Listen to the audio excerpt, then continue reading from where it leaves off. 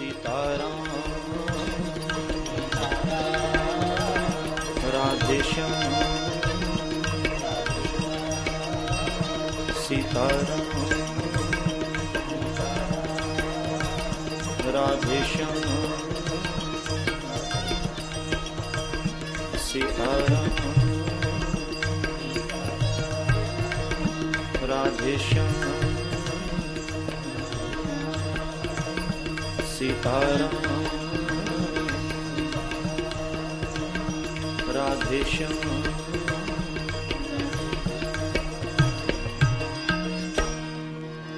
हरिनाम संकीर्तन करते हुए सब आए। भक्ति ही तव तरुणव सुतव गृहीत्वा। ज्ञान वैराग्य अपने पुत्रों के साथ भक्ति स्वयं वहां आकर उपस्थित हुई। ज्ञान वैराग्य अपने आप जागे। नारद ने कितना प्रयास किया था, फिर भी जो नहीं जागे थे, आज यहां जैसे ही कथा शुरू हुई, ज्ञान वैराग्य वहां अपने आप जागृत हुए। जागृत ही नहीं हुए, बुढ़ापा चला गया, तरुण बन गए। गंगादि सब सरिताएं और सब तीर्थ शरीर धारण करके आए। यत्र भागवती वार्ता तत्र भक्त्यादिकम व्रजेत। जहां जहां भागवत की कथा होती है, वहां वहां ज्ञान वैराग्य भक्ति आदि सब जाते हैं। सब कथा में आए। भक्ति को देखकर सबको आश्चर्य हुआ। पूछा सनत कुमारों ने, कौन है तुम, क्यों आई है?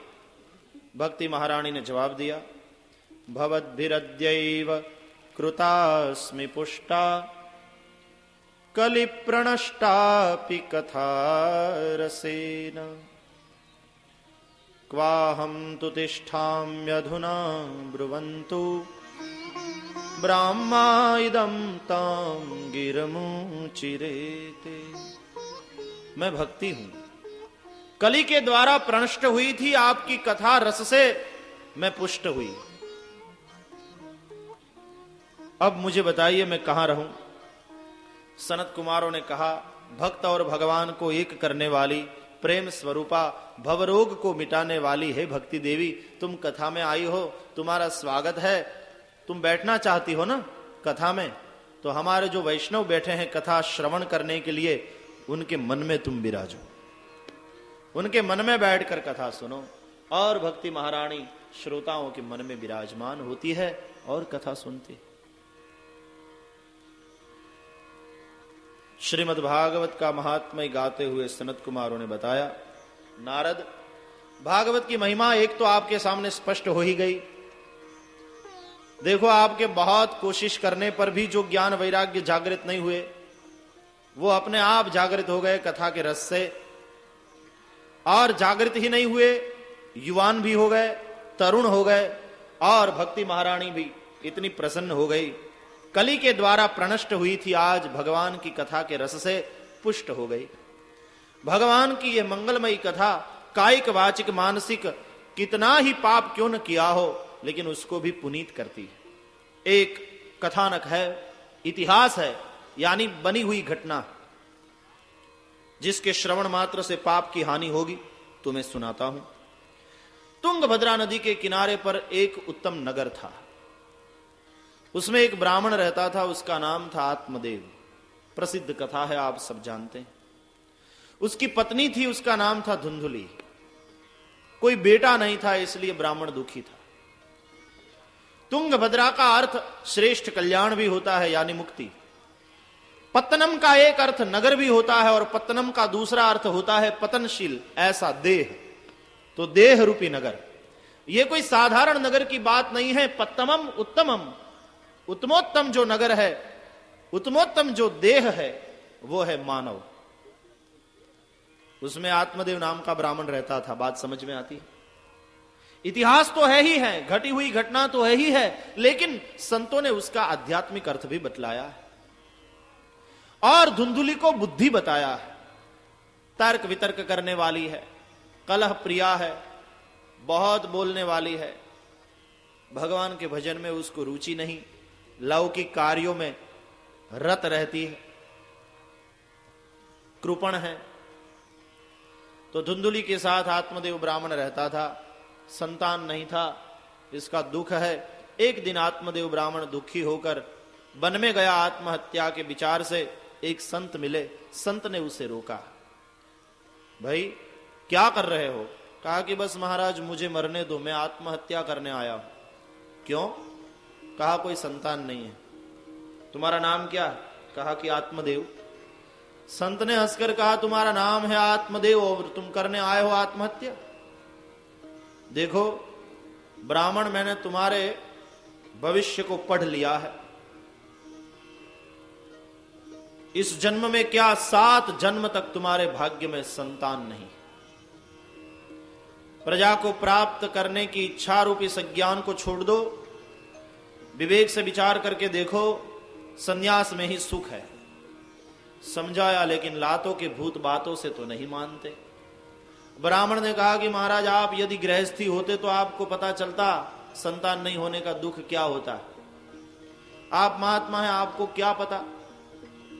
संत ने सोचा कि ये ऐसे नहीं मानेगा, लात का भूत है, समझाने से बात नहीं मानेगा। एक फल दिया और कहा कि ये फल तुम्हारी पत्नी को खिला देना। इदम भक्षय पत्न्या त्वं ततः पुत्रो भविष्यति। भगवान कृपा करके तुम्हें पुत्र देंगे। आत्मदेव ब्राह्मण प्रसन्न हुआ, संत के चरण में बंधन करके आया घर पर। अपनी पत्नी को कहा कि देखो साधु महात्मा ने कृपा करके ये फल दिया है, खा लो उसे, बेटा होगा। इतना कहकर अपनी पत्नी के हाथ में फल देकर स्वयं कहीं बाहर चला गया। संत ने कहा था पत्नी को खिला देना। आत्मदेव ब्राह्मण ने फल खिलाया नहीं, पत्नी के हाथ में दिया। अब धुंधुली तो है तर्क वितर्क करने वाली, कुतर्क करने लगी। ये फल खाऊंगी तो मुझे बेटा होगा, बेटा होगा तो कितनी तकलीफ होगी, उसको पाल पोस कर बड़ा करना होगा, और बड़ा होने के बाद सेवा करेगा या नहीं करेगा किसको पता, और उसको पालने पोसने में भी तो कितनी तकलीफ होगी।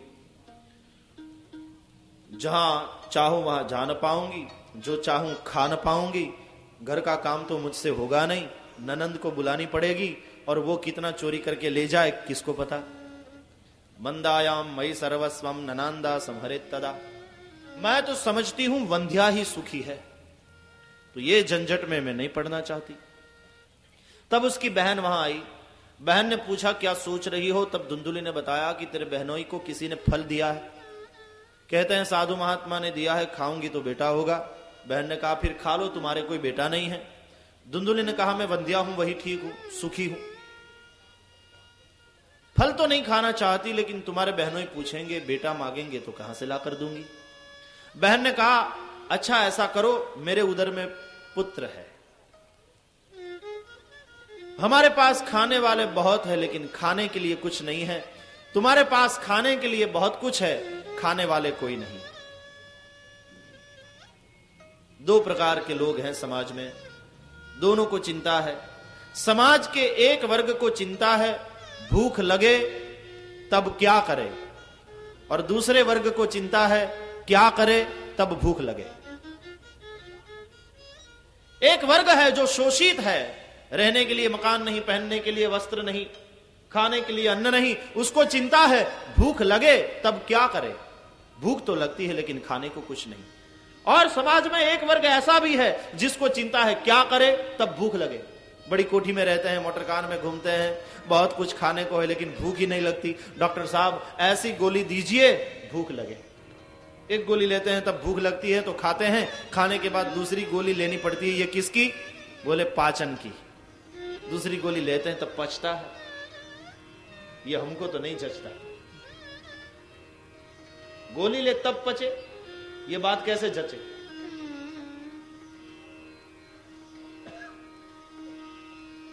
गोली लो तब भूख लगे, गोली लो तब पचे, गोली लो तब नींद आवे। गोली से जीते हैं और गोली से मरते हैं। कभी कभी गोली ही जिलाती और गोली ही मारती है। ऐसा जीवन हो गया है हमारा, तद्दन अप्राकृत।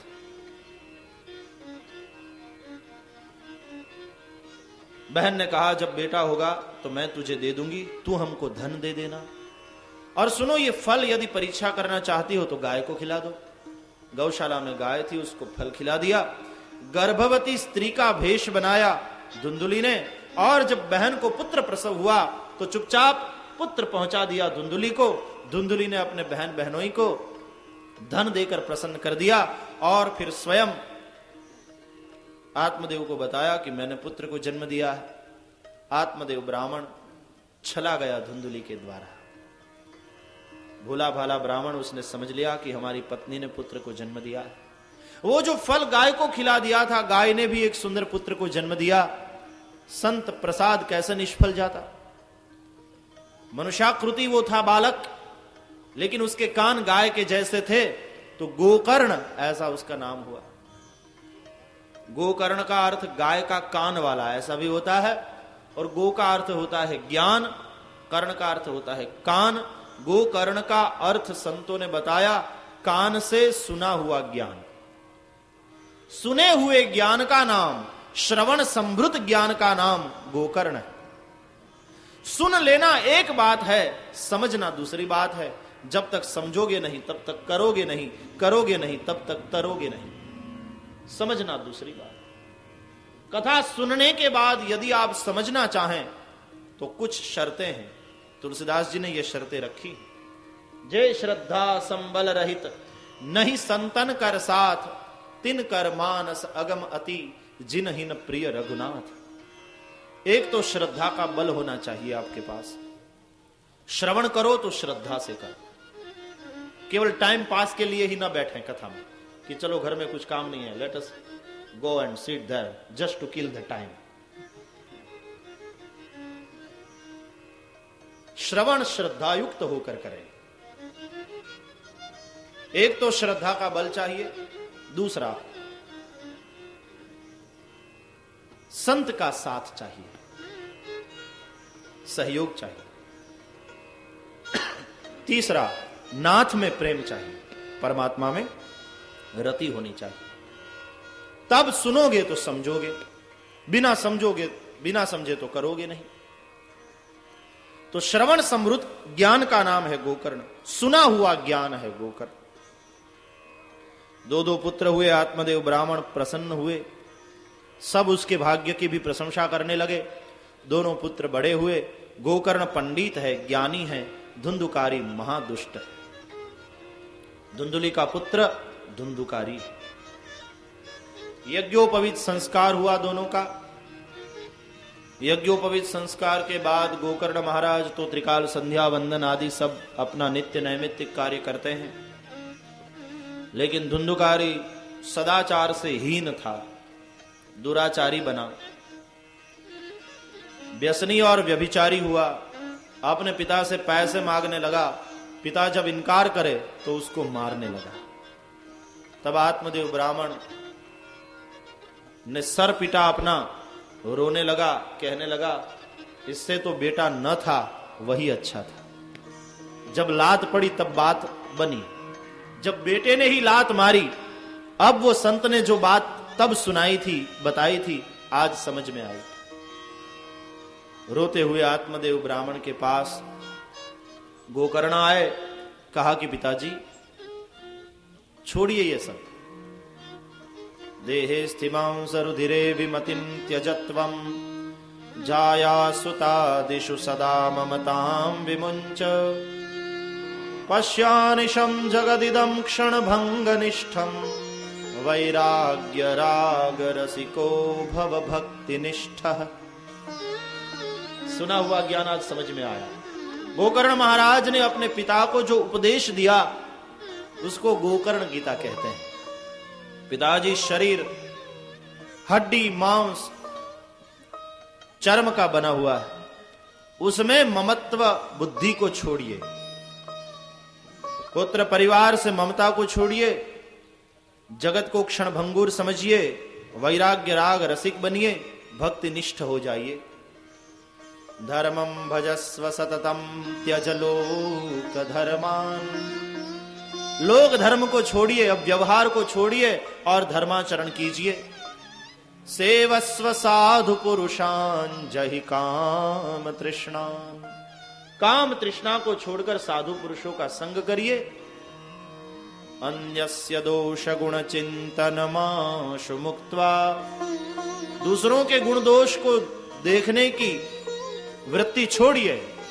सेवा कथा रसमहो नितराम पिबत्वम, कथामृत का पान करिए। अब तो गोकर्ण के समझाने पर आत्मदेव ब्राह्मण वैराग्य के शस्त्र से अपने ममता के बंधन को काट करके चले गए वन में। वहां जाकर श्रीमद् भागवत के दशम स्कंद का पाठ करते हुए भगवान के धाम में गए।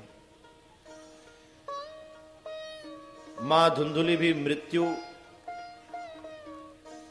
मर गई, मृत्यु को प्राप्त हुई और गोकर्ण महाराज तीर्थ यात्रा करने के लिए चले गए। अब घर में कोई नहीं रहा, कोई रोकने वाला नहीं था, कोई टोकने वाला नहीं था। अब तो वेश्याओं को घर में ले आया धुंधुकारी। बाप दादा की जो संपत्ति थी व्यसन में और व्यभिचार में उसका दुर्व्यय कर दिया। व्यसनी व्यभिचारी को बिना पैसे के तो चलेगा नहीं, इसलिए अब चोरी करने लगा, धन लाकर वेश्याओं को देने लगा। एक बार राजा के राज दरबार में गया और चोरी की, राजा के महल में चोरी की और धन लाकर वेश्याओं को दिया। वेश्याओं ने सोचा यदि ये पकड़ा जाएगा अब तो इसके साथ हमको भी सजा मिलेगी, इसने हमको बहुत कुछ धन दिया है, अब उसको खत्म कर दो, अब इसकी आवश्यकता नहीं है। वेश्या तो किसी की स्त्री नहीं होती। पांचों वेश्याओं ने पकड़ा धुंधुकारी को, उसका गला दबाया और उसके मुंह में जलते हुए अंगारे डाले। प्राण गए धुंधुकारी के। ये पांच वेश्या पंच विषय है, शब्द, स्पर्श, रूप, रस और गंध। पांचों विषयों को जो अविवेक पूर्ण होकर भोग रहा है वही व्यभिचारी है हमारे ऋषियों की दृष्टि में। शब्द लेकिन भगवत कथा का, स्पर्श लेकिन श्री हरि के चरणों का, रूप लेकिन श्री ठाकुर जी का, रस लेकिन प्रभु को भोग लगाए हुए नैवेद्य का, और गंध श्री हरि के चरणों में समर्पित तुलसी दल की तो भक्ति है। वहां भोग है। अविवेक पूर्ण यदि भोगता है कोई पंच विषयों को वह व्यभिचारी है, और भोग नहीं भोगे जाते, भोगने वाला स्वयं भोगा जाता। भोगान भुक्ता वयमेव भुक्ता। धुंधुकारी मर गया।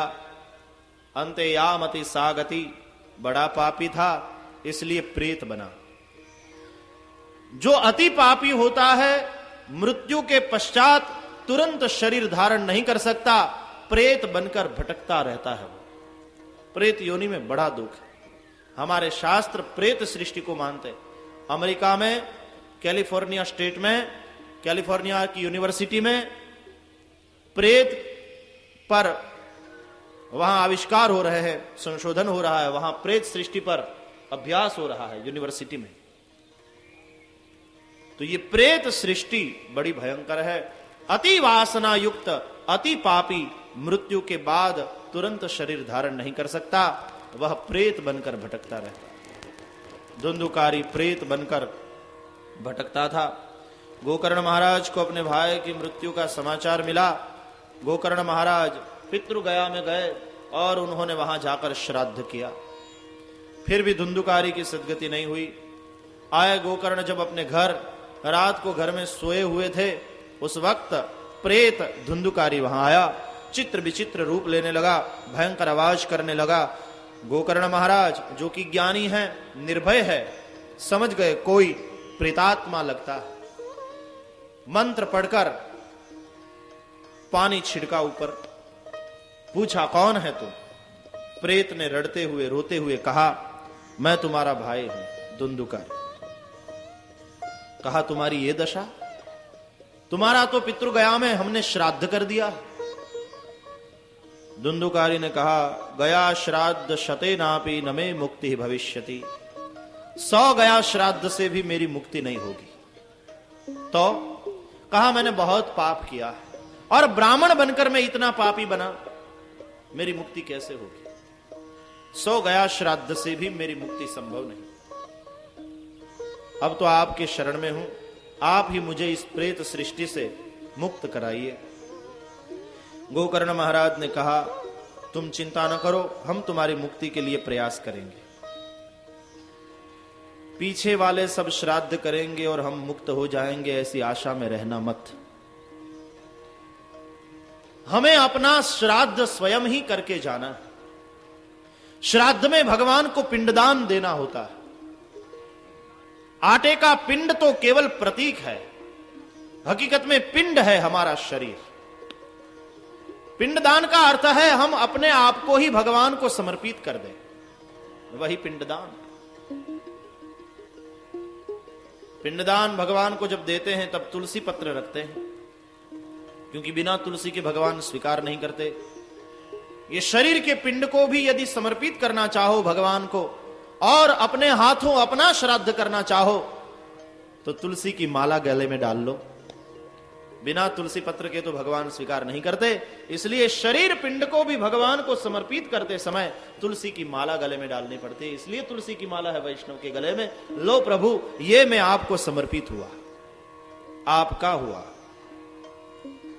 माला गले में रखनी अच्छी है, तुलसी की, रुद्राक्ष की, लेकिन माला रखो, क्योंकि बिना पट्टे के जितने कुत्ते घूमते हैं शहर में उसको म्युनिसिपैलिटी वाले पकड़ करके ले जाते हैं। यदि गले में पट्टा है तो पता चलता है म्युनिसिपैलिटी वालों को कि ये किसी का है, इसका कोई मालिक है, उसको नहीं पकड़ते। लेकिन गले में यदि पट्टा नहीं है तो पकड़ कर ले जाएंगे। यमदूत भी फरते घूमते ही रहते हैं। यदि गले में माला नहीं है तो समझ जाएंगे यमदूत, इसका कोई धनी, इसका कोई मालिक नहीं, पकड़ो इसको। कबीर ने कहा, कबीर को किसी ने पूछा तुम गले में माला क्यों पहनते हो? तो कबीर ने कहा कि मैं राम का कुत्ता हूं और मेरे गले में ये डोरी है, रस्सी है। कबीर कुत्ता मैं राम का और मोती मेरा नाव। मेरा नाम भी बता दो, मेरा नाम है मोती। कबीर कुत्ता मैं राम का, मोती मेरा नाव, गले बिच डोरी ये प्रेम की, वो जित खींचे उत जाऊं। मेरा मालिक मुझे जहां खींच कर ले जाता है मैं चलता हूं वहां। मैं राम का कुत्ता। ताकत नहीं यमदूतों की कि मुझे पकड़े, क्योंकि मेरे गले में पट्टा है, रस्सी है, प्रेम की डोरी। किसी संत से यह पूछना कि माला क्यों पहनते हैं, यह तो ऐसा ही हुआ जैसे कोई सौभाग्यवती स्त्री से पूछे तुम्हारे गले में मंगलसूत्र क्यों। किसी संत को यह पूछना कि तुमने तिलक क्यों किया है, यह तो वही पूछना है किसी स्त्री को कि तुमने टीका क्यों किया है, तुमने अपने सेंथे में सिंदूर क्यों लगाया। यह उसके सौभाग्य का सूचन है कि विवाहिता है, ब्याह चुकी है। तो संत के गले की माला, संत का तिलक भी यह बताता है वो भगवान के हो चुके हैं, भगवान को समर्पित हो चुके हैं। वही श्राद्ध है, अपने हाथों अपना श्राद्ध करके जाए। गया श्राद्ध से भी धुंधुकारी की मुक्ति नहीं हुई। गोकर्ण महाराज ने सोचा किस तरह मुक्ति होगी उसकी। दूसरे दिन सरिता में स्नान कर रहे हैं, सूर्य नारायण को अर्घ्यदान दे रहे थे। तब सविता को पूछा, हे सूर्य नारायण, 100 गया श्राद्ध से जिसकी मुक्ति नहीं उसकी मुक्ति कैसे हो सकती है? सूर्य नारायण बुद्धि को प्रकाश करने वाले, प्रकाशित करने वाले देव हैं। बताया 100 गया श्राद्ध से भी जिसकी मुक्ति संभव नहीं उसकी मुक्ति होगी श्रीमद् भागवत से। श्रीमद् भागवतान मुक्ति ही सप्ताहम वाचनम कुरु। आप श्रीमद् भागवत सप्ताह कराइए। गोकर्ण महाराज ने सोचा दूसरे किसको मैं ढूंढने जाऊं, मैं ही कथा करूंगा, गांव वाले सब सुनेंगे। भागवत के महात्म्य को देखने से लगता है कि कोई सरिता के किनारे पर बांस का जंगल रहा होगा, वहां कथा चल रही है गोकर्ण महाराज की। गांव के लोग सुनने के लिए आए हैं। धुंधुकारी एक प्रेतात्मा वहां आया श्रवण के लिए। 7 गांठ वाला एक बांस था, उसमें वो बैठ गया, सुनने लगा कथा। एक दिन की कथा पूरी हुई, एक गांठ टूटी। दूसरे दिन की कथा पूरी हुई, दूसरी गांठ टूटी। तीसरे दिन की कथा पूरी हुई, तीसरी गांठ टूटी। 7 दिन की कथा, 7 गांठ टूटी। बांस फट गया, अंदर से दिव्य देहधारी धुंधुकारी बाहर आया।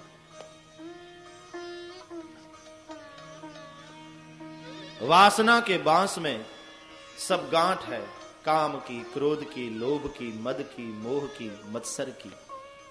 भगवान की कथा मंगलमयी सुनते ही ये सब गांठें टूटने लगती है। गांठ का अर्थ होता है बंधन। ये सब बंधन से मुक्त होने लगते हैं। दिव्य देहधारी धुंधुकारी बाहर आया। भगवान का विमान पार्षदों के साथ उसे लेने के लिए आया। धुंधुकारी ने श्रीमद् भागवत की प्रदक्षिणा की, श्रीमद् भागवत को वंदन किया और कहा, धन्या भागवती वार्ता प्रेत पीड़ा विनाशिनी, सप्ताहोपि तथा धन्यः कृष्ण लोक फलप्रदः। यह भागवती कथा को धन्य है जो प्रेत पीड़ा से मुक्त करती है। यह भागवत सप्ताह को धन्य है जो कृष्ण लोक की प्राप्ति कराने वाला है। भगवान के विमान की प्रदक्षिणा की, भगवान के पार्षदों को वंदन करके धुंधुकारी विमान में बैठा। जैसे ही प्रभु के पार्षद विमान को लेकर जाने के लिए तैयार हुए, गोकर्ण महाराज ने भगवान के पार्षदों को रोका और पूछा, कथा तो सब गांव वालों ने सुनी है, तुम विमान एक धुंधुकारी के लिए ही क्यों लाए? सबके लिए लाना चाहिए था।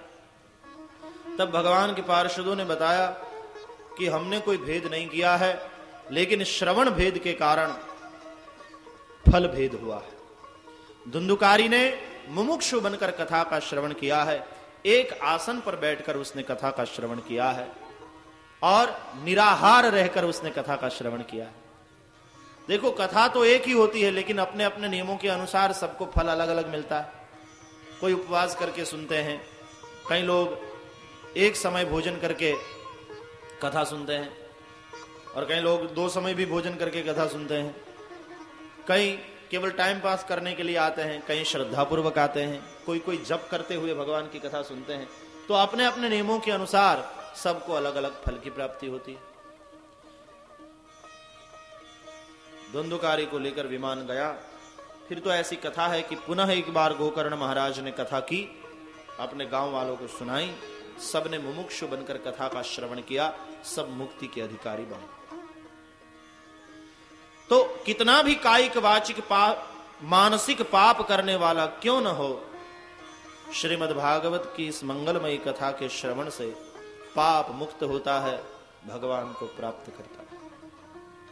अंतिम अध्याय में कथा का विधि कथन है। जिस तरह से डॉक्टर पहले तो दवाई देता है और फिर पथ्य की सूचना देता है कि भाई पथ्य का क्या क्या पालन करना है, कैसे पालन करना है। 6ठे अध्याय में पथ्य की बात बताई। शुभ मुहूर्त निकालकर कथा का प्रारंभ करें, सबको निमंत्रित करें, बुलावें और लिखें। श्री भागवत पीयूष पानाय रसलंपटाः भवन्तश्च तथा शीघ्रम आयात प्रेम तत्परा। हे भगवत कथा रसज्ञों, भगवान की मंगलमयी कथा यहां पर होने वाली है, आप सब सादर निमंत्रित हैं। यदि सब दिनों के लिए आप न आ पाए, यदि अवकाश न हो, तो एकाध दिन के लिए भी जरूर आइएगा, क्योंकि यहां बीता हुआ एक क्षण भी दुर्लभ है। क्षणोत्रैव सुदुर्लभ। व्यास वक्ता को बुलाया, वक्ता भी कैसा होना चाहिए ये भी बताया। विरक्तो वैष्णवो विप्रो वेद शास्त्र विशुद्धिकृत दृष्टांत कुशलो धीरो वक्ता कार्योति निष्पृह। विरक्त होना चाहिए, वैष्णव होना चाहिए, विप्र जिसका जीवन विवेक प्रधान है, ऐसा विप्र होना चाहिए। वेद शास्त्र में माहिर होना चाहिए, ज्ञानी होना चाहिए, दृष्टांत के द्वारा सिद्धांत को समझा सके ऐसा होना चाहिए, धीर होना चाहिए। और सबसे बड़ी बात तो यह है कि अति निष्पृही होना चाहिए। कथा अपने ज्ञान को बांटे ऐसा होना चाहिए, बेचे ऐसा नहीं, अति निष्पृही होना चाहिए। उसकी आजीविका तो चलेगी भगवान की कथा के द्वारा अनायास, लेकिन उसकी वृत्ति में बांटने की वृत्ति होनी चाहिए, बेचने की नहीं। उपव्यास रखें। यहां कथा के सभी श्लोकों का पारायण संभव नहीं है कथा में, इसलिए पाठक ब्राह्मण पूरा पाठ करेंगे, जापक जो है वो जप किया करेंगे। भोर सुबह में भगवान का स्थापन करके षोडशोपचार से भगवान की नित्य पूजा करें। 1000 तुलसी दल भगवान को विष्णु सहस्त्र नाम से चढ़ावें हमेशा। और वैसे तो नियम ऐसा है कि आ सूर्योदयाद आरभ्य सार्धत्री प्रहरांतकम, सूर्योदय से कथा का आरंभ होना चाहिए और 3.5 प्रहर यानी 10.5 घंटे तक हमेशा कथा होनी चाहिए। मध्याह्न में बीच में घटिका द्वयम 2 घड़ी यानी 24 दूनी 48 मिनट का विश्राम रहता है। इस तरह से 10.5 घंटे बैठोगे 7 दिन तक, तब कथा पूरी होगी। हमें बैठना है केवल 6 घंटे तक। और ये फिर सर्दी के दिन, ठंडी के दिनों में तो जल्दी सूर्यास्त हो जाता है, अंधेरा भी जल्दी जल्दी होने लगता है, तो चिंता भी होने लगती है कब घर जाएं, कब छूटेगी। अब भी कब के देख रहे हैं, लेकिन फिर भी अभी तक 6 पर कांटा आया नहीं। लगता है कि धीरे धीरे चल रहा है, क्योंकि बंबई के वासी हैं तो ऐसा जब देखते हैं तो लगता है कि बस 7 बज गए, और यहां देखते हैं तो अभी 6 भी नहीं बजे। सर्दी के दिन है तो 10.5 घंटे तक कथा होनी चाहिए हमेशा। हम तो केवल 6 घंटे तक बैठते हैं, उसमें भी संकीर्तन, दृष्टांत, ये सब बातें आती रहती है। कथा कैसे पूरी होगी बताओ। अंत में तो भगवान की कथा सागर जैसी है। वेद भी नेति नेति कहकर पुकारते हैं, हमें भी नेति नेति कहकर ही अंत में नतमस्तक ही होना पड़ता है। यदि हो सके उपवास करके कथा सुनिए, यदि उसमें कठिनाई हो तो एक समय भोजन करके कथा सुनिए। अभी सर्दी के दिन है, भूख भी बहुत लगती है। यदि आप भूखे नहीं रह सकते तो कोई बात नहीं, 2 टाइम भोजन करके लेकिन सुनिए, आइए यहां, घर पर सोते मत रहिए। और यदि सोना भी हो तो यहां आकर सोइएगा। हम आपको सोने के लिए भी सादर निमंत्रित करते हैं। घर पे सोओगे तो कोई नहीं जगाएगा, यहां आकर सोना। हम भागवत के श्लोकों के द्वारा तुम्हारी लौरी गाएंगे, लौरी सुनाएंगे, तुम सुनाएंगे। यहां सोओगे तो कथा में कोई बात ऐसी आएगी, जाग जाओगे और फिर ऐसे जागोगे कि जिंदगी में सोओगे ही नहीं। यहां जागृति की संभावना है, घर पर सोओगे तो कोई जागृति की संभावना नहीं। इसलिए मेरे भाई बहन, आप सोने के लिए भी सादर निमंत्रित है।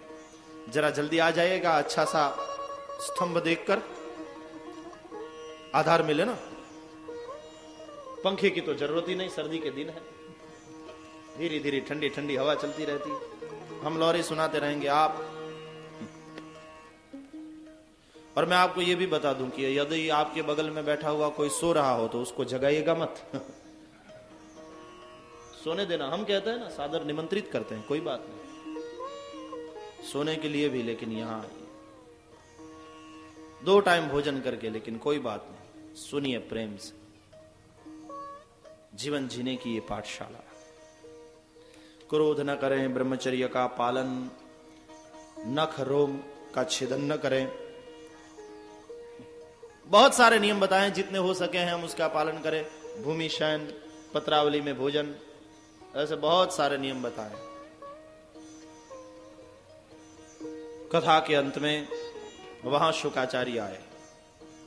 शुकाचार्य महाराज को सबने विनती की तो सुखदेव जी ने भी छोटा सा प्रवचन किया और एक सुंदर बात बताई श्रोता जनों को कि देखो, ये भगवत कथा कथन का और भगवत कथा श्रवण का जो रस है, ये रस स्वर्ग में नहीं, सत्यलोक में नहीं, बैकुंठ में नहीं, कैलाश में नहीं, ये रस केवल यही है और तुम्हें प्राप्त हुआ है। अतः पिबंतु सद्भाग्या मामा मुंचत करहिचित। इसलिए हे भाग्यशालियों, तुम्हें प्राप्त हुआ है, आज मौका मिला है तो पियो, कोई भी इसे गवाए ना। कथा के अंत में वहां महासंकीर्तन हुआ। संकीर्तन में बड़े बड़े भक्तों ने हिस्सा लिया। स्वयं भगवान आए, नाचने लगे, प्रसन्न हुए। नारद, तुम्हारे इस ज्ञान यज्ञ से हम प्रसन्न हैं, मांगो तुम्हें क्या दूं। तब नारद ने कहा कि भगवान, जहां भी भागवती कथा हो रही हो वहां पूर्णाहुति के दिन आप इसी तरह दर्शन देने के लिए प्रकट होंगे, ऐसा वचन दीजिए। तो भगवान ने तथास्तु कह दिया। सत्य प्रतिज्ञा है परमात्मा, तो देखेंगे अब क्या होता है 22 तारीख को। कथा के अंत में सुत जी ने निवेदन किया, असारे संसारे विषय विष संगा कुलधिया क्षणार्धम क्षेमार्थम पिबत शुक गाथा तुलसुधाम किमर्थम व्यर्थम भो व्रजत कुपथे कुत्सित कथे परीक्षित साक्षी यत् श्रवणगत मुक्त्युक्ति कथने। असार संसार में विषय व्यासंगी बनकर अपने जीवन को व्यर्थ बर्बाद न करें। एक आधे क्षण के लिए भी अमृत तुल्य इस शुक सुधा का पान करेंगे तो जरूर मुक्ति होगी। परीक्षित उसमें साक्षी। परीक्षित महाराज द्वारा प्रमाणित भागवती संहिता 12 स्कंध 18,000 श्लोक और 335 अध्याय में है, जिसका पारायण कल सुबह से हम आरंभ करेंगे। आज की कथा को यही विराम दे। भाव और प्यार से जय जयकार करें। श्री द्वारिकाधीश की जय, श्री गोवर्धन नाथ की जय, श्री गिरिराज धरण की जय, श्री बालकृष्ण लाल की जय, सद्गुरु देव की जय। ओम नमः पार्वती पतये हर हर महादेव हर। जय जय श्री राधे, जय जय श्री राधे, जय जय श्री राधे। श्री वृंदावन बिहारी लाल की जय।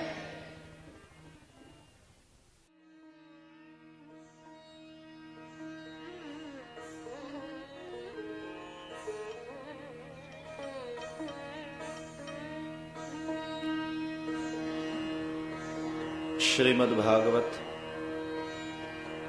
सब वेदों और उपनिषदों का सार है।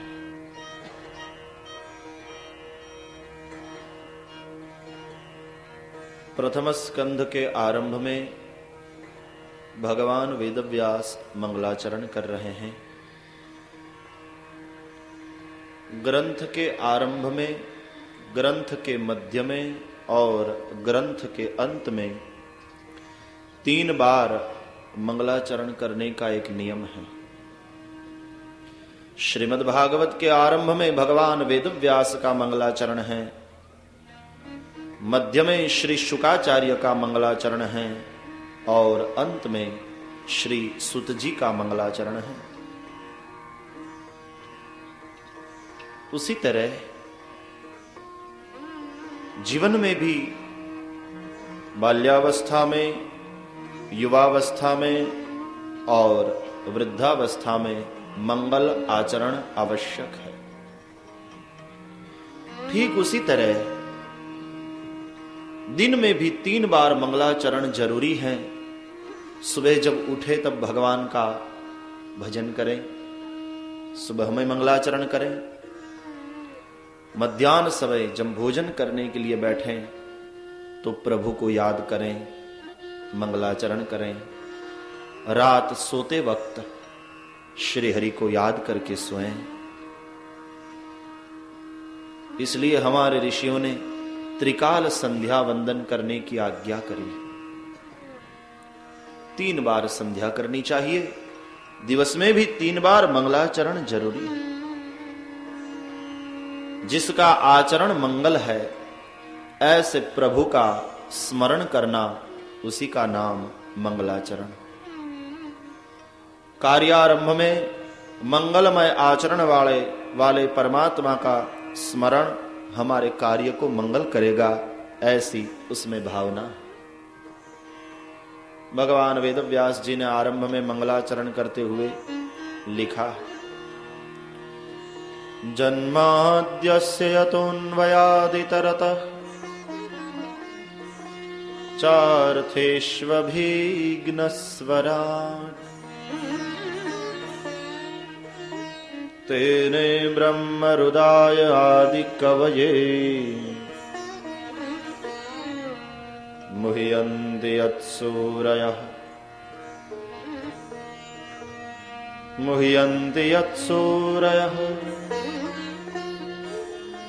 तेने ब्रह्महृदाय आदिकवये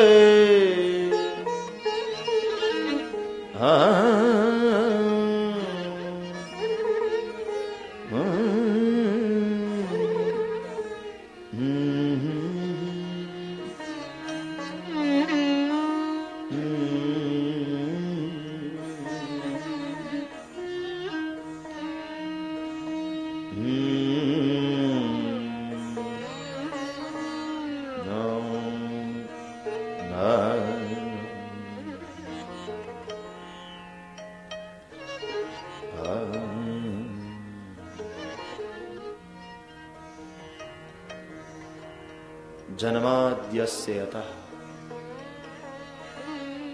जिस परम तत्व से जन्म होता है सृष्टि का, जिसके द्वारा इस सृष्टि का पालन हो रहा है और जिसमें लय होगा, जन्म आदि के जो हेतु हैं, जन्म आदि जिससे होता है, उत्पत्ति स्थिति और लय जिसके कारण होता है,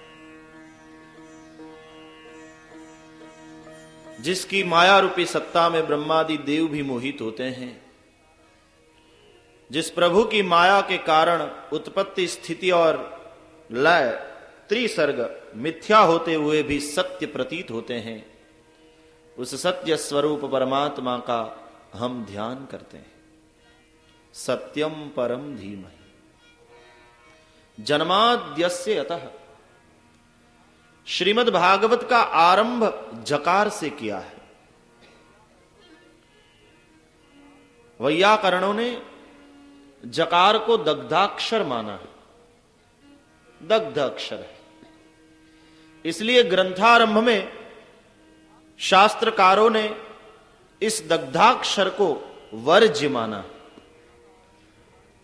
कोई भी शास्त्र की रचना का आरंभ जकार से नहीं होता, क्योंकि जकार दग्धाक्षर है। लेकिन भगवान वेदव्यास ने श्रीमद् भागवत का आरंभ दग्धाक्षर से किया, जो वर्ज्य माना गया है आरंभ में। व्यास जी को किसी ने पूछा कि आपने दग्धाक्षर से भागवत का आरंभ क्यों किया? व्यास जी ने जवाब दिया, जो हृदय में था वो होठ पर आया। हृदय हमारा संदग्ध था। इतने पुराणों की रचना के बाद भी व्यास जी को शांति नहीं हुई। देवर्षि नारद आए और नारद जी के बताने पर भगवान वेदव्यास ने श्रीमद् भागवत की रचना की। हृदय संदग्ध था, इसलिए होठ पर पहले दग्ध अक्षर आया। जन्माद्यस्य यतः, जकार से आरंभ है।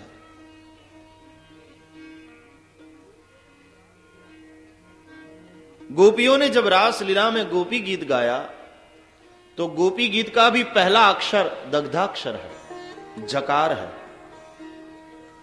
क्योंकि गोपियां भी भगवान के वियोग में संदग्ध है, वियोग ताप में जली हुई है, संदग्ध है। इसलिए गोपियों ने जब गीत गाया तो सबसे पहला अक्षर गोपी गीत का दग्ध है। जयति तेधिकम् जन्मना व्रजः श्रयत इंदिरा शश्वदत्रहि।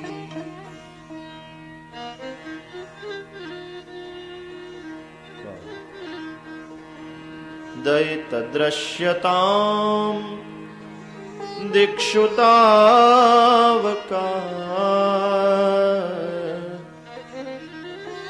त्वयि द्रुता सवस्त्वां विचिन्वते।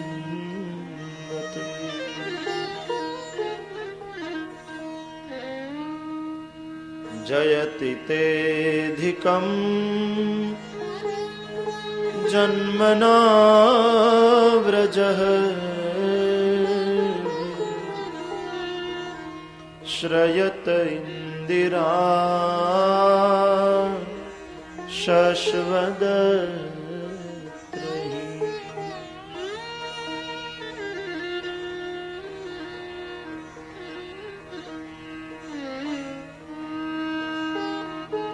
दयितदृश्यतां दिक्षुतावका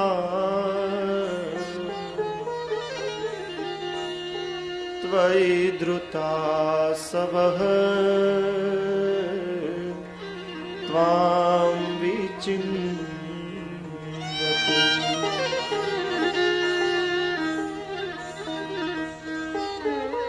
शरदुदाशये साधु जात से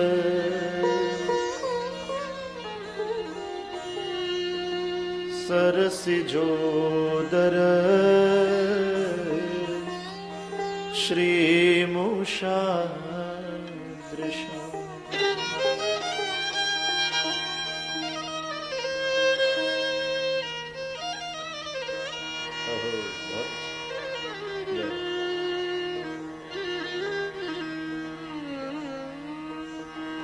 दैतदृश्यतां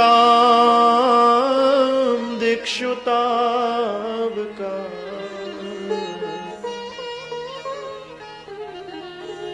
त्वयि द्रुतास्वः त्वां विचिन्वते।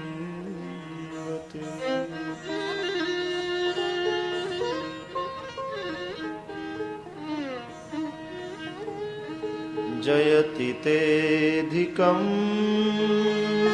जन्मना व्रजः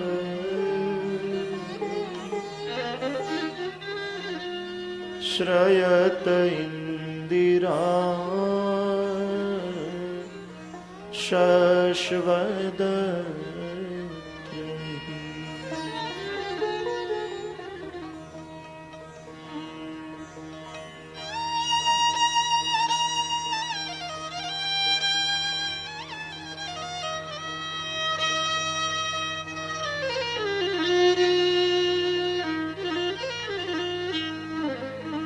जयति तेऽधिकं जन्मना व्रजः। जयति जकार से आरंभ हुआ है गोपी गीत का। हृदय दग्ध था इसलिए होठों पर पहले दग्ध अक्षर आया।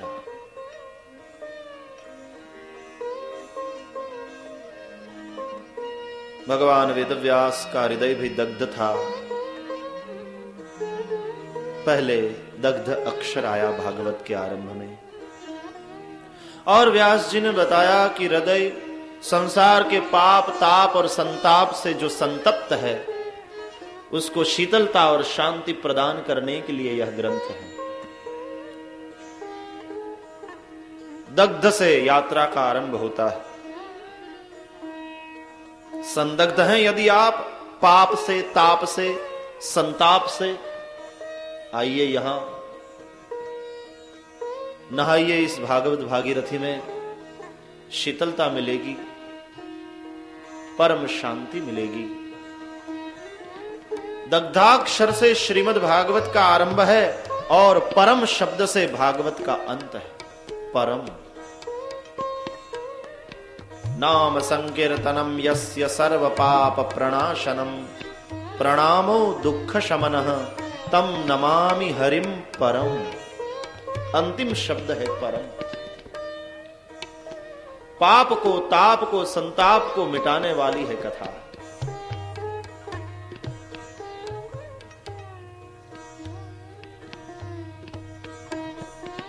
कल्मषापहम, पाप को मिटाने वाली है कथा। इसलिए गोपी गीत में गोपियों ने कहा तव कथामृतम तप्त जीवनम कविभिरीडितम कल्मषापहम्।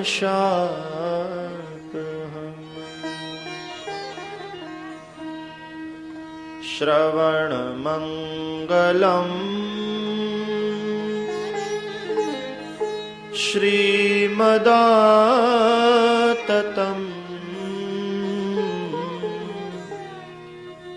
भुवि गृह्णन्ति ते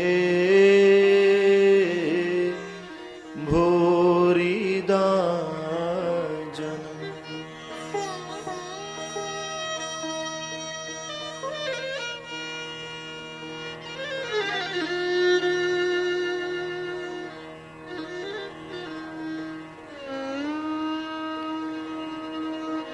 तव कथामृतम कल्मषापहम् अस्ति। पाप का विनाश करने वाला है कथामृत।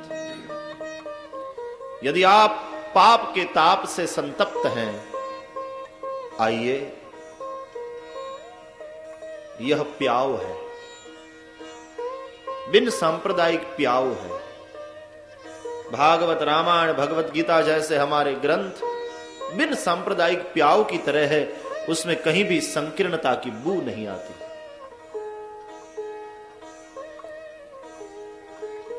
प्याऊ का कोई संप्रदाय होता है?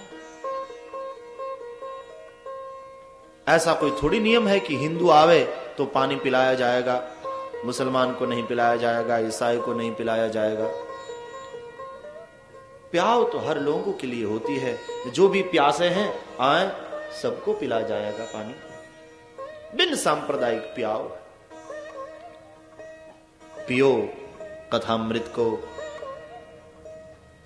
पाप का ताप मिट जाएगा, परम शीतलता और परम शांति की प्राप्ति यह भागवत कथामृत के पान से मिलेगी।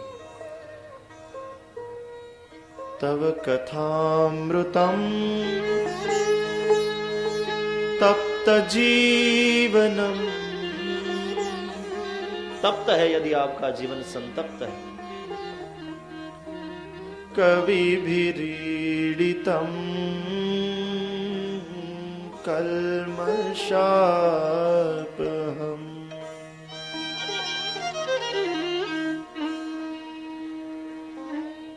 श्रवणमंगलम् श्रीमदाततम्।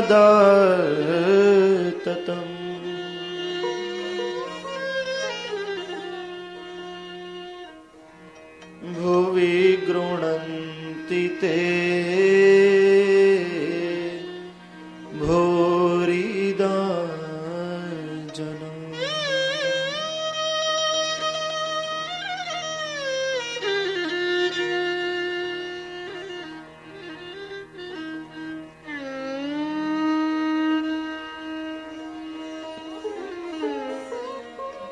शीतलता और शांति प्रदान ही नहीं करेगा भागवत कथामृत, परम की प्राप्ति भी कराएगा, परम तक पहुंचाएगा, क्योंकि भागवत का अंत परम से। परम की प्राप्ति कराए बगैर आपको नहीं छोड़ेगा।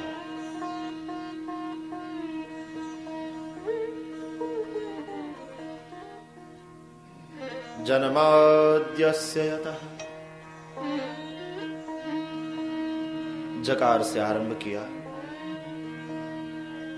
मंगलाचरण में परम सत्य का हम ध्यान करते हैं, ऐसा व्यास जी ने लिखा। सत्यम परम धीमहि।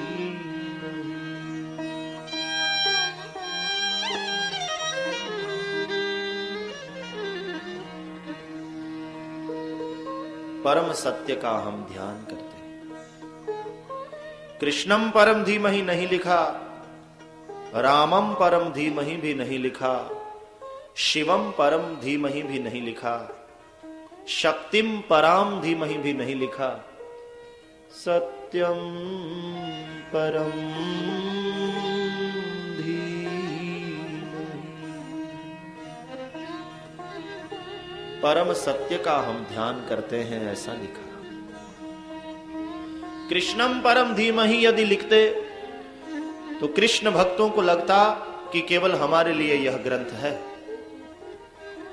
रामम परम धीमहि यदि लिख देते तो राम के भक्त दावा करते कि केवल हमारे लिए है। शिवम परम धीमहि यदि लिख देते तो शैव कहते कि बस हमारे लिए ही है।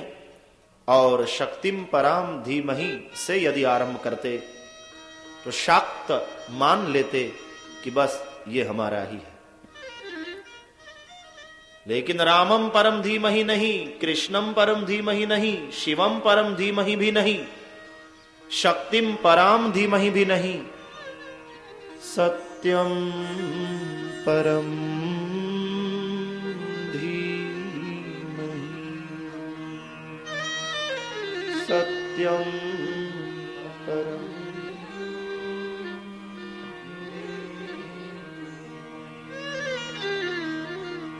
सत्यम परम धीमहि।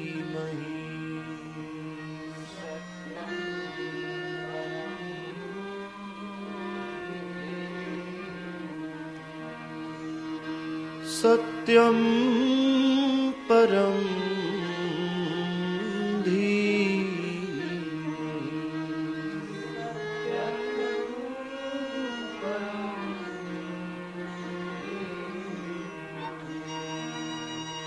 सत्यम परम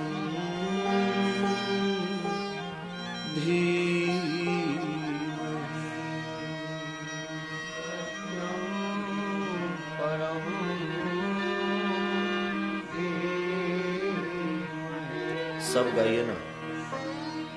सत्यम परम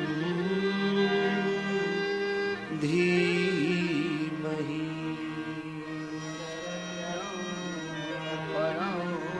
सभा में बैठे हुए सब मंगलाचरण करें, सब गुनगुनाएं। ये तपोवन है, नैमिषारण्य है, सब गुनगुनाएं व्यास जी के साथ साथ हम सब ध्यान करें। सत्यम परम धीमहि।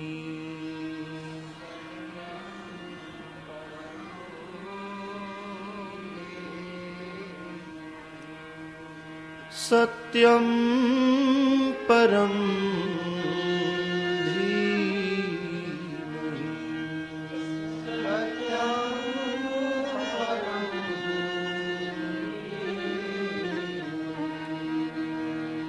सत्यम परम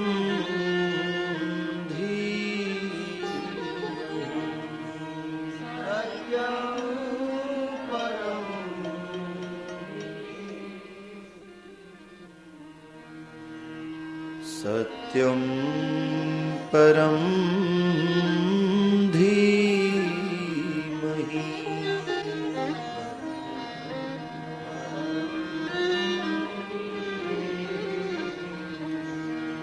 सत्यम परम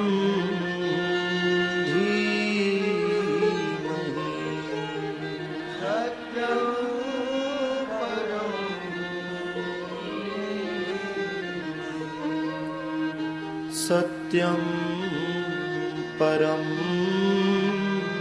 धीमहि।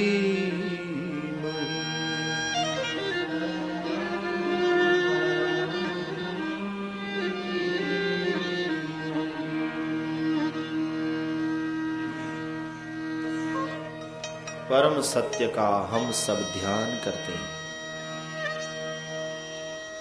सत्यम परम धीमहि लिखा है आरंभ में। फिर उस परम सत्य को आप राम कहो, कृष्ण कहो, शिव कहो, शक्ति कहो, अल्लाह कहो, महावीर कहो या गॉड कहो। एकम सद्विप्रा बहुधा वदंती। सत्य तो एक ही होता है विश्व में, लोग उसको अलग अलग नाम से जानते हैं। पानी को पानी कहो, जल कहो, वाटर कहो, क्या फर्क पड़ता है? तत्व एक ही है। वह तत्व ही भागवत का सत्व है, अर्क है। सत्यम परम धीमहि।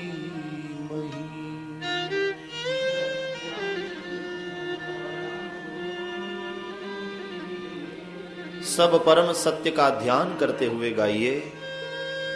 सत्यम परम धीमहि।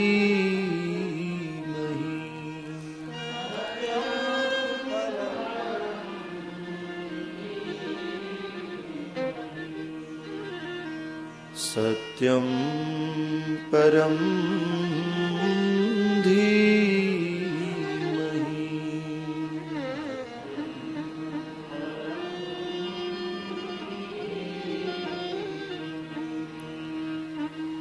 सत्यम परम धीमहि।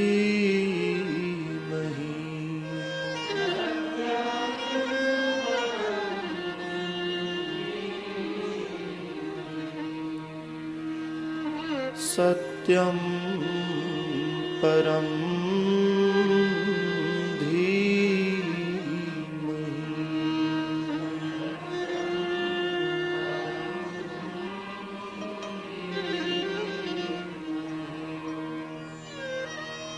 परम सत्य ही तत्व है और वह परम तत्व ही भागवत का सत्व है।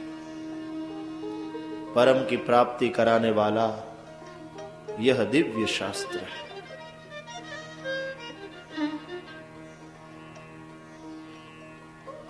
धीमहि शब्द बहुत महत्व का है। धीमहि का अर्थ होता है हम सब ध्यान करते हैं। एक वचन नहीं, बहुवचन है। मैं अकेला ध्यान नहीं कर रहा, हम सब ध्यान कर रहे हैं परम सत्य का।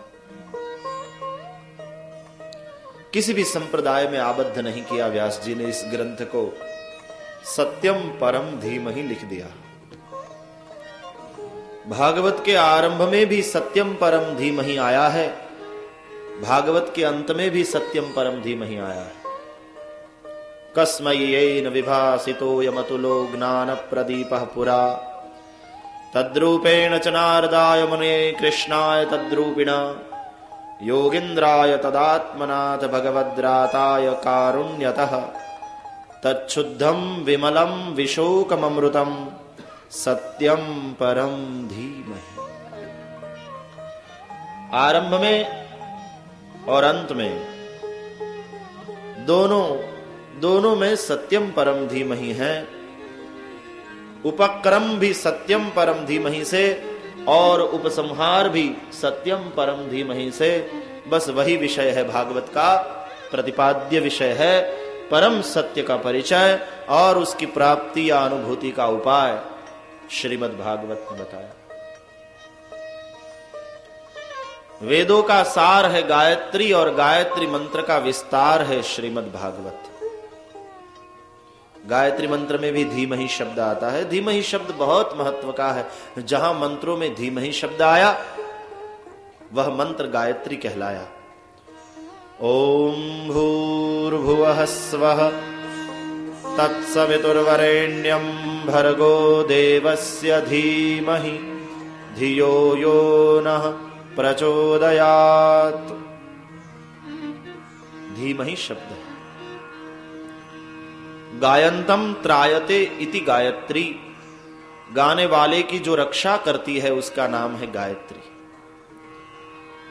वेदों का सार है गायत्री मंत्र और गायत्री मंत्र का विस्तार है श्रीमद् भागवत। इसलिए आरंभ में अंत में धीमहि शब्द आया है।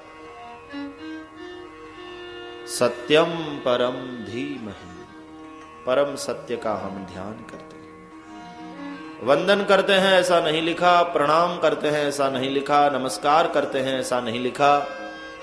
सत्यम परम धीमहि, हम ध्यान करते हैं परम सत्य का। ज्ञानात ध्यानम विशिष्यते, ज्ञान से भी ध्यान को श्रेष्ठ बताया है। मतलब आप केवल सुन ही न ले, अनुभूति करे। ध्यान का अर्थ है अनुभूति, तो अनुभूति श्रेष्ठ बताई। मति, श्रुति और अनुभूति की यह यात्रा है। मति में जो जिज्ञासा जागृत होती है परम तत्व को जानने की, तो वहीं से यात्रा का आरंभ होता है। इसलिए भगवान वेदव्यास ने ब्रह्म सूत्र का सबसे पहला सूत्र दिया, अथातो ब्रह्म जिज्ञासा। मति में जिज्ञासा जागृत होनी चाहिए। मति से यात्रा का आरंभ होता है। जिज्ञासा परम तत्व को जानने की हुई तो श्रुति से पूछो।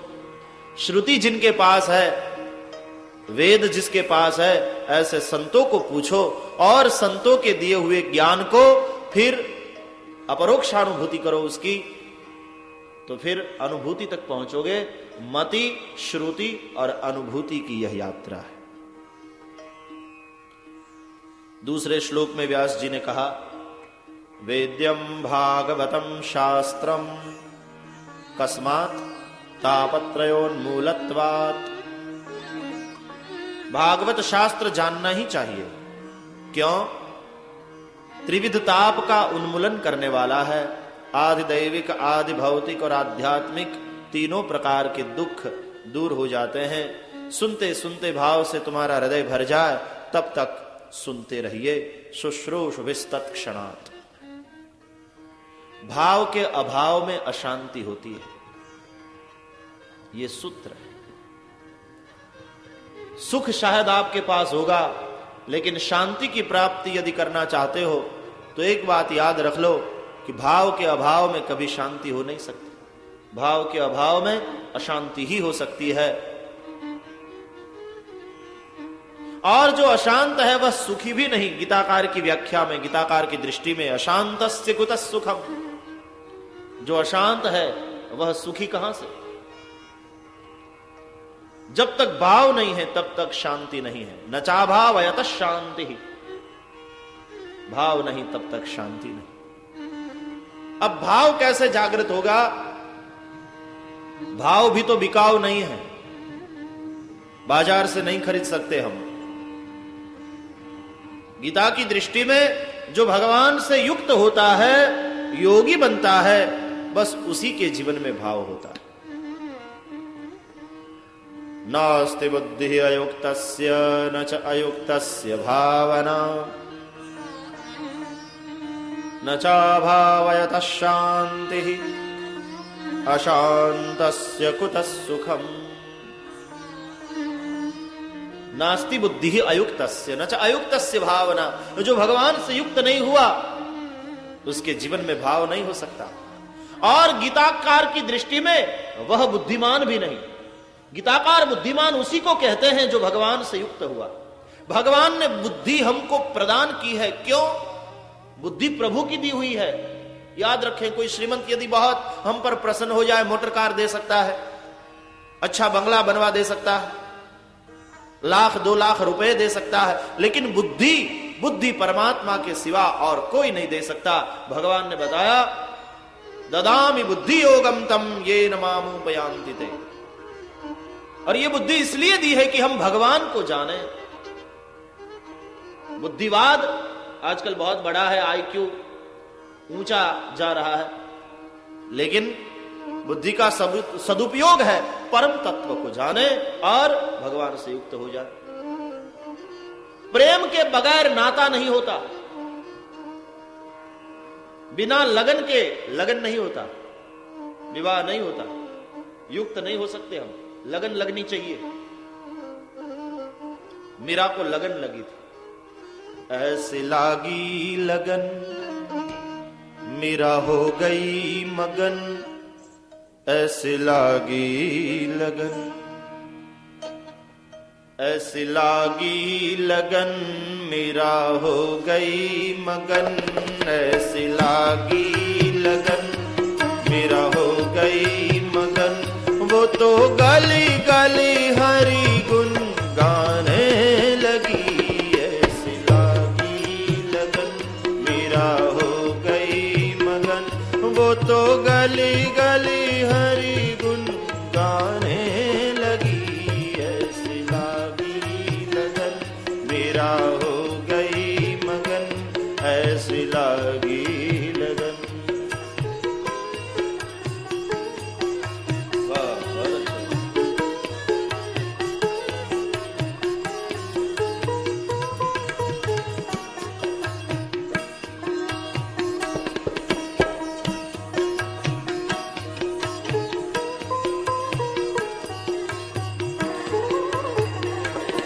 महलों में पली बन के जोगन चली, महलों में पली, महलों में पली बन के जोगन चली। सब गाइए। महलों में पली बन के जोगन चली,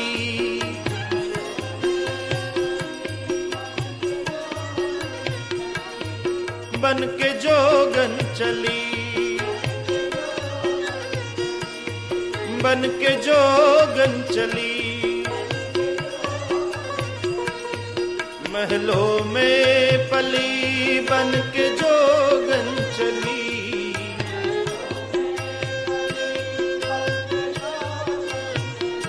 मीरा रानी दीवानी कहाने लगी, ऐसी लागी लगन मीरा हो गई मगन, ऐसी लागी लगन। वो तो गली गली हरि गुन गाने लगी, ऐसी लागी लगन मीरा हो गई मगन, ऐसी लागी लगन मीरा हो गई मगन, ऐसी लागी लगन।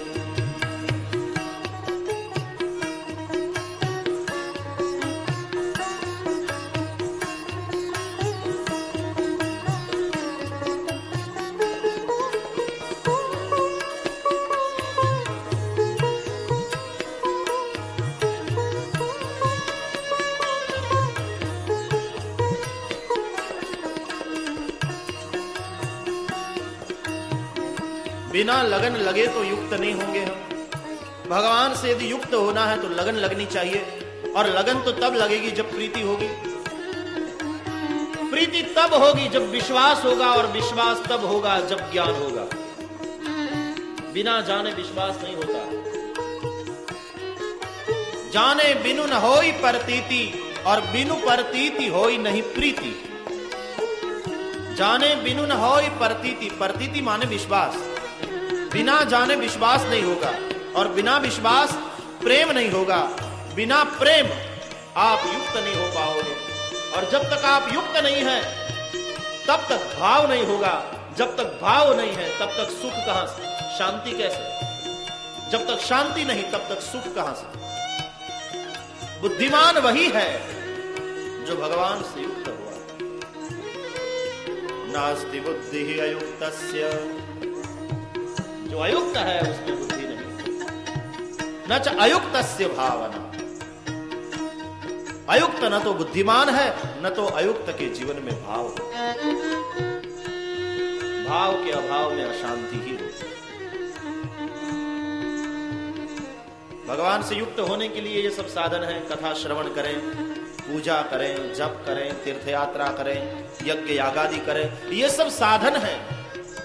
साध्य तो है हम भगवान से युक्त हो जाए, भगवान में प्रीति हो जाए, हमारी मति भगवान में लग जाए।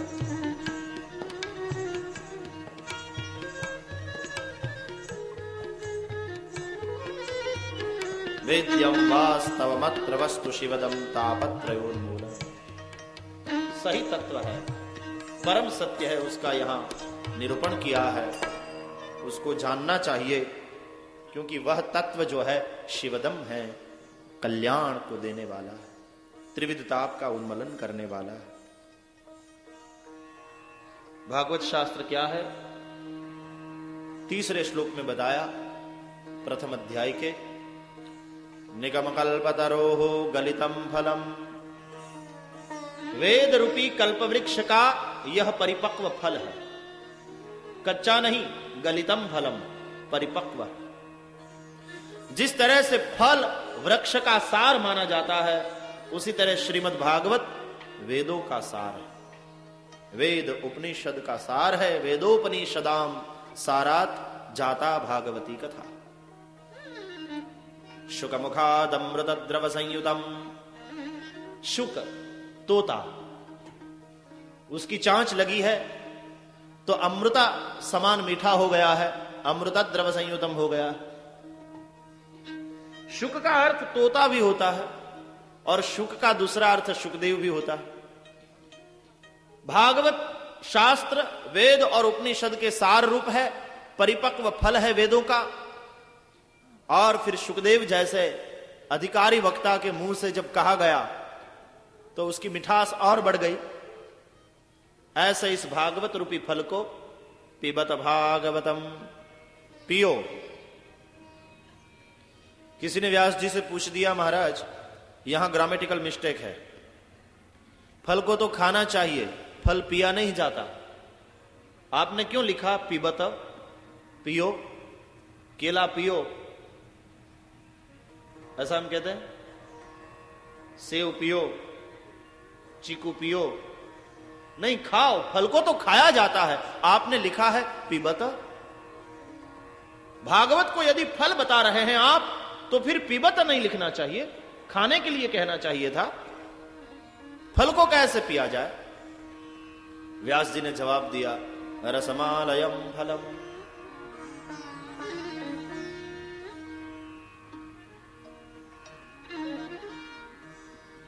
आम ले आते हो तो उसमें छिलका होता है, रस होता है और गुठली होती है।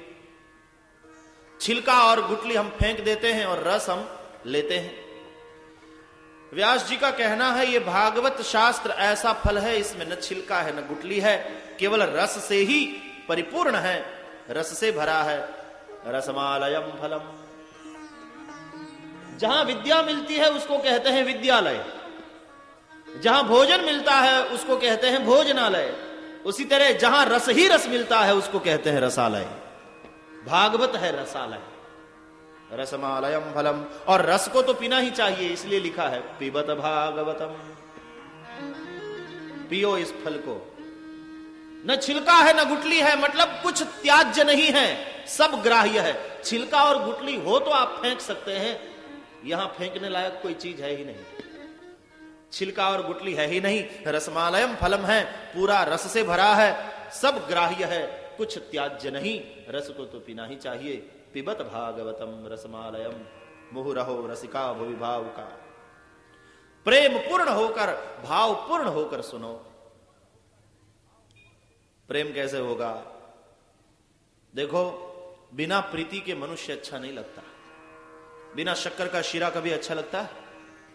बिना प्रेम का मानव भी कैसे अच्छा लगेगा? इसलिए हमारे कवियों ने लिखा, रति बिन राज रति बिन पाट, रति बिन छात्र नहीं एकटी को, रति बिन साधु रति बिन संत, रति बिन जोगन होई जति को।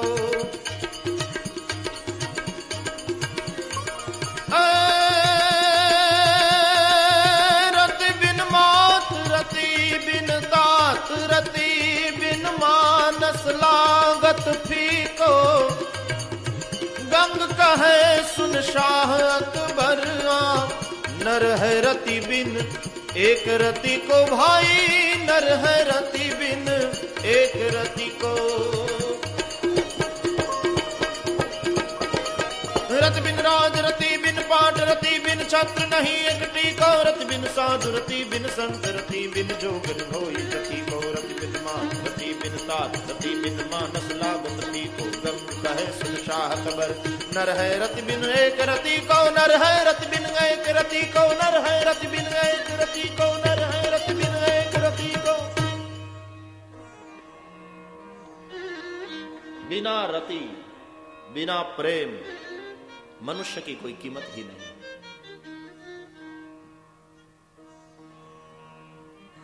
रति बिन राजा का राज्य नहीं टिकता। रति शौर्य। रति शब्द के बहुत सारे अर्थ यहां लिए हैं कवि ने। गंग कवि। रति बिन राज रति बिन पाट, रति बिन छत्र नहीं एकटी को। राजा का राज्य नहीं टिकेगा यदि राजा में रति न होगी, शौर्य न होगा, बल न होगा।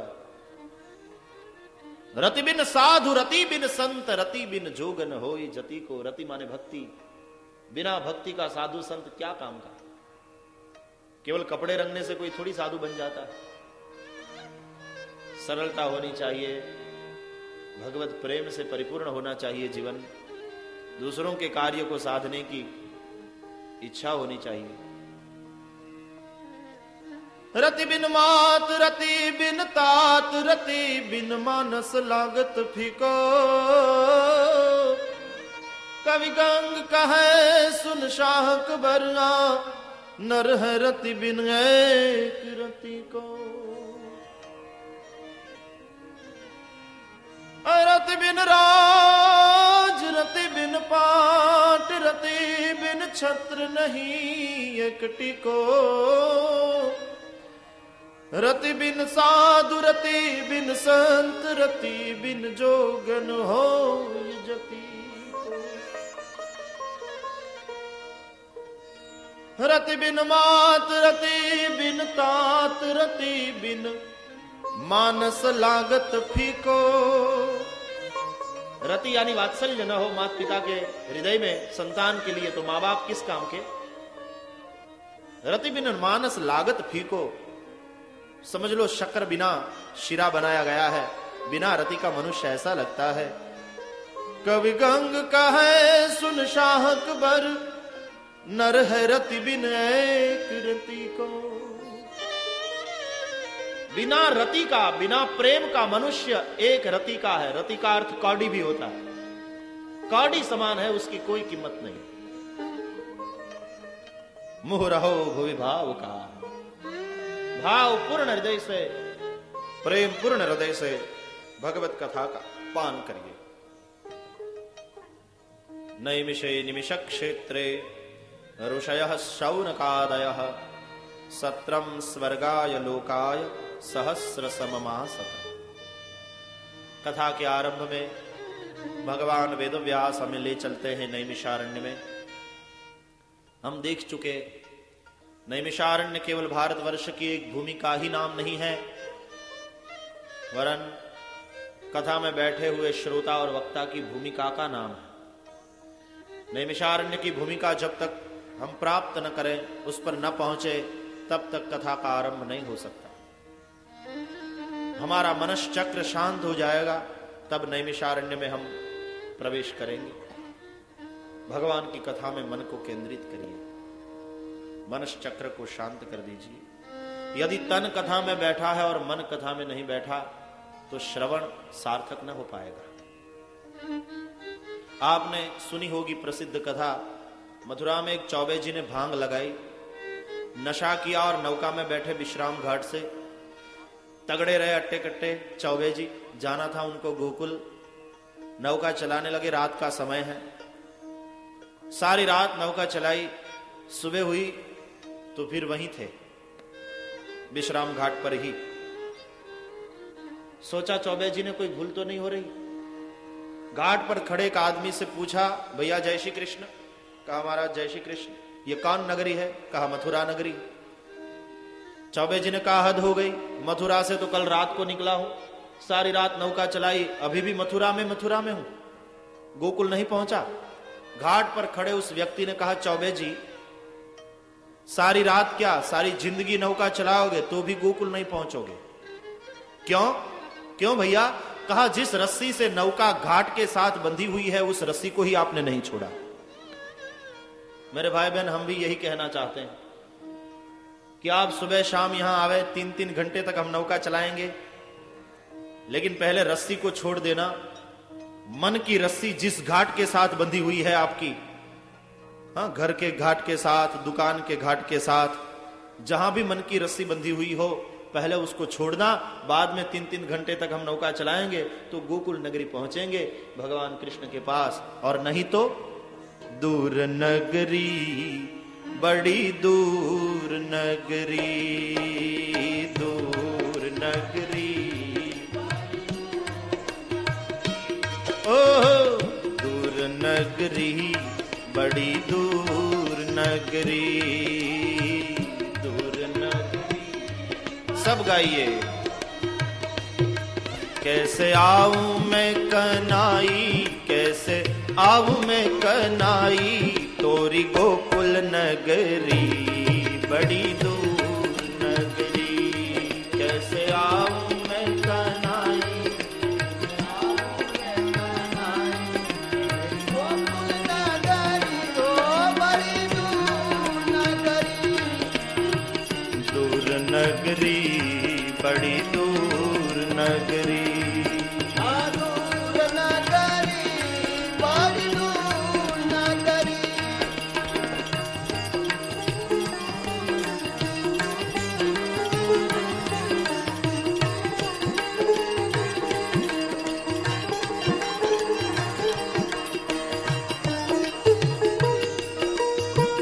रात को आऊं तो काना डर मुहे लागे, रात को आऊं तो काना डर मुहे लागे जी, डर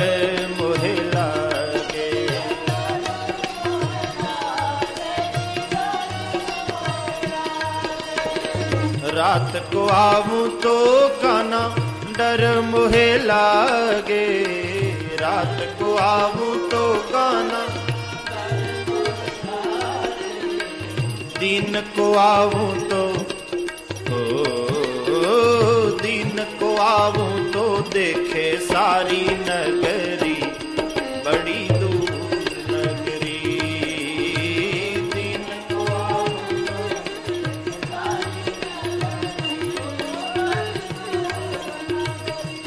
तो दिन को आऊं तो देखे सारी नगरी बड़ी दूर नगरी।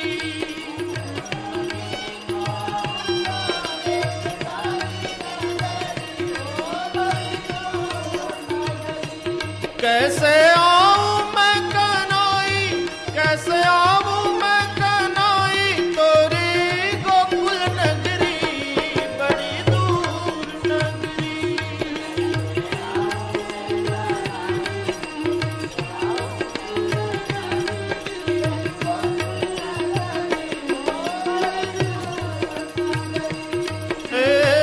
दूर नगरी बड़ी दूर नगरी।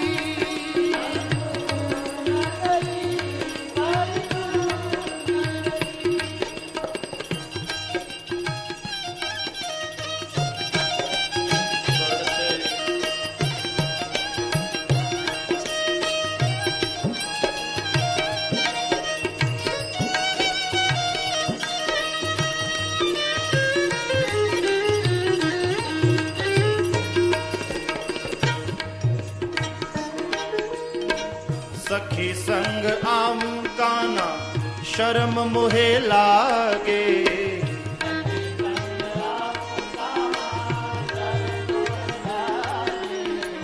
शर्म मुहे लागे, शर्म मुहे लागे।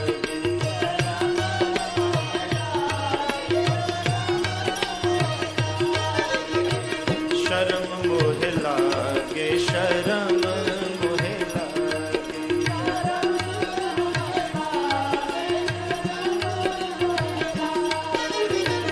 सखे संग आऊं काना शर्म मुहे लागे,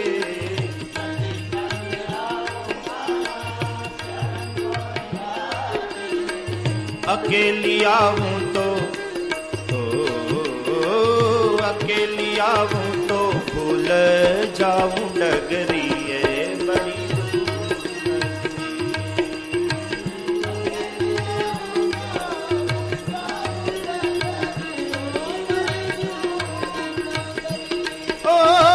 अकेली आऊं तो भूल जाऊं डगरी बड़ी दूर नगरी।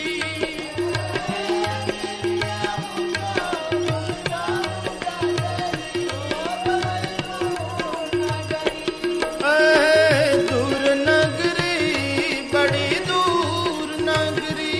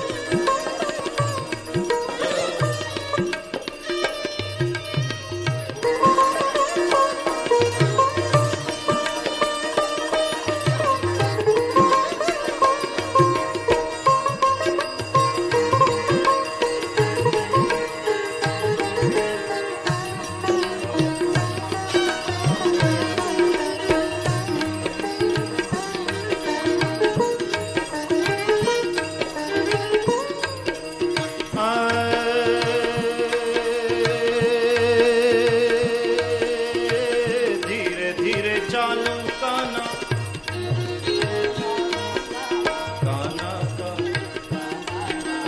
काना धीरे धीरे चालू काना कमर मुरी लचके धीरे धीरे चालू काना कमर मुरी लचके कमर मुरी लचके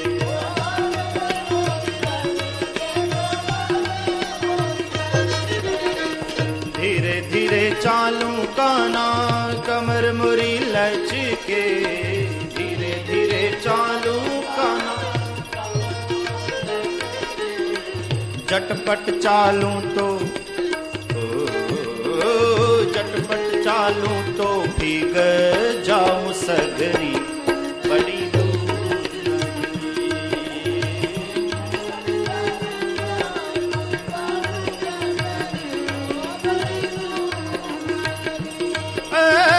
झटपट चालूं तो छलकाए गगरी बड़ी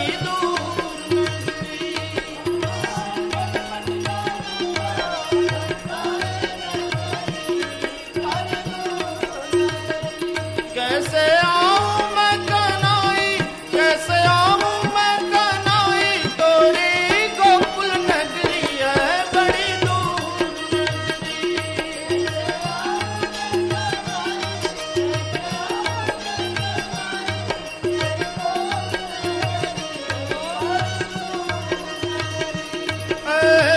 दूर नगरी बड़ी दूर नगरी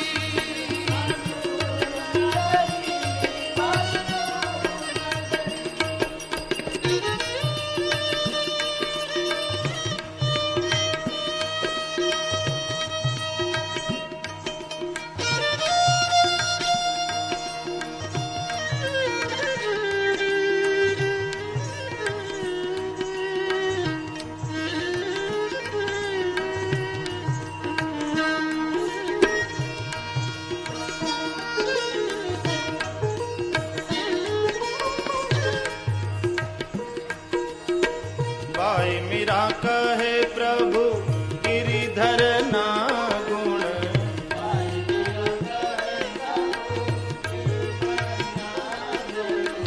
गिरिधर ना गुण गिरिधर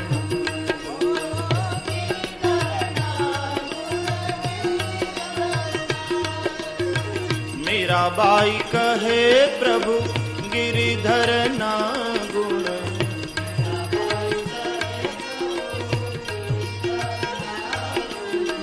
तुम्हारे दर्श दीना हो गई बावरी है बड़ी दूर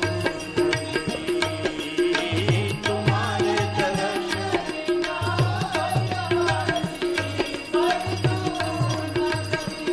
ओ तुम्हारे दर्श बिना भई बावरी है बड़ी दूर नगरी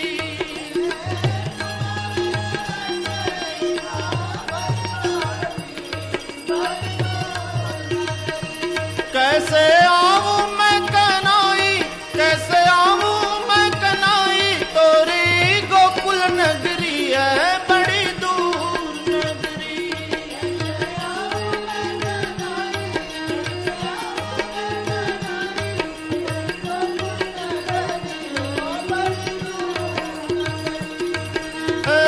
दूर नगरी बड़ी दूर नगरी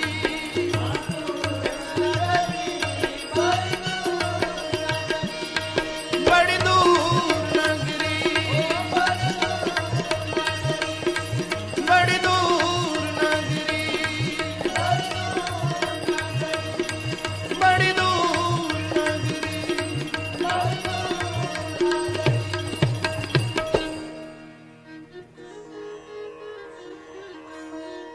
मन की रस्सी जहां भी बांधी हो जिस घाट के साथ छोड़कर फिर नैया चलाना अपनी तो पहुंचेंगे गोकुल नगरी नहीं तो बड़ी दूर नगरी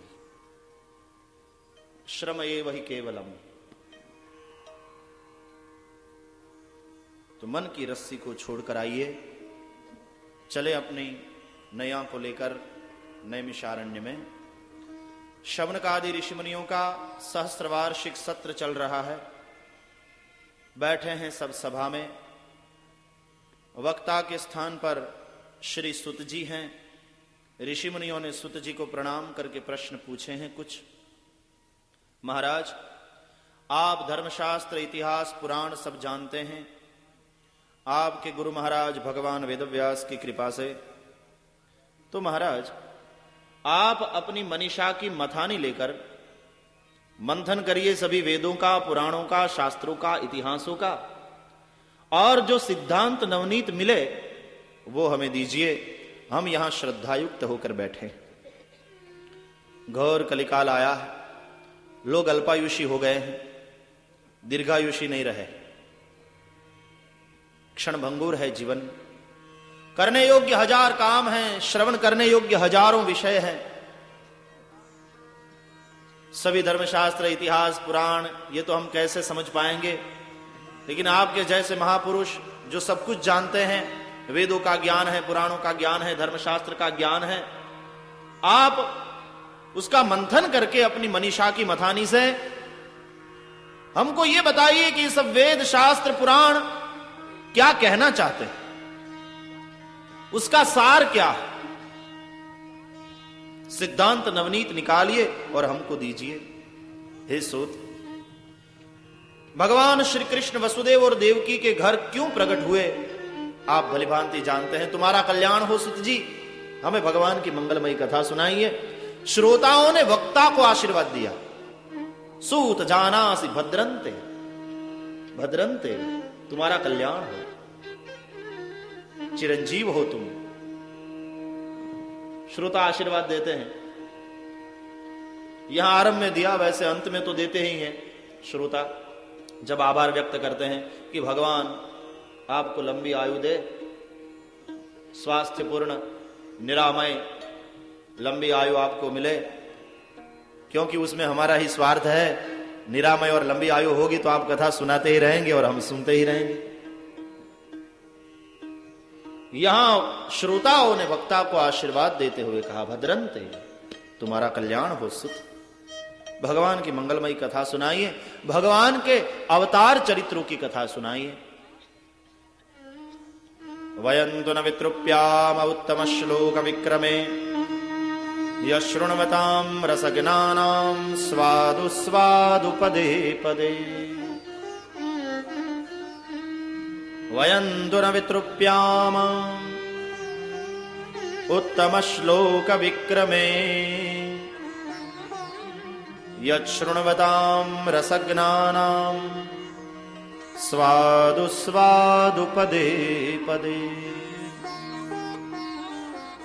उत्तम श्लोक भगवान की इस मंगलमयी कथा को सुनकर हम तृप्त नहीं होते सुत जी।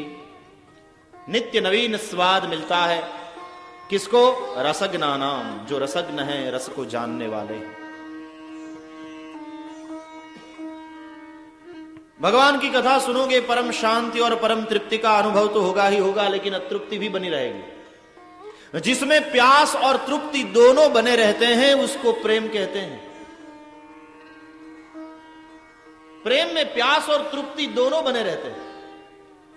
पदार्थ का आनंद ऐसा है कि जैसे जैसे आप उसका उपभोग करें, आनंद घटता रहता है।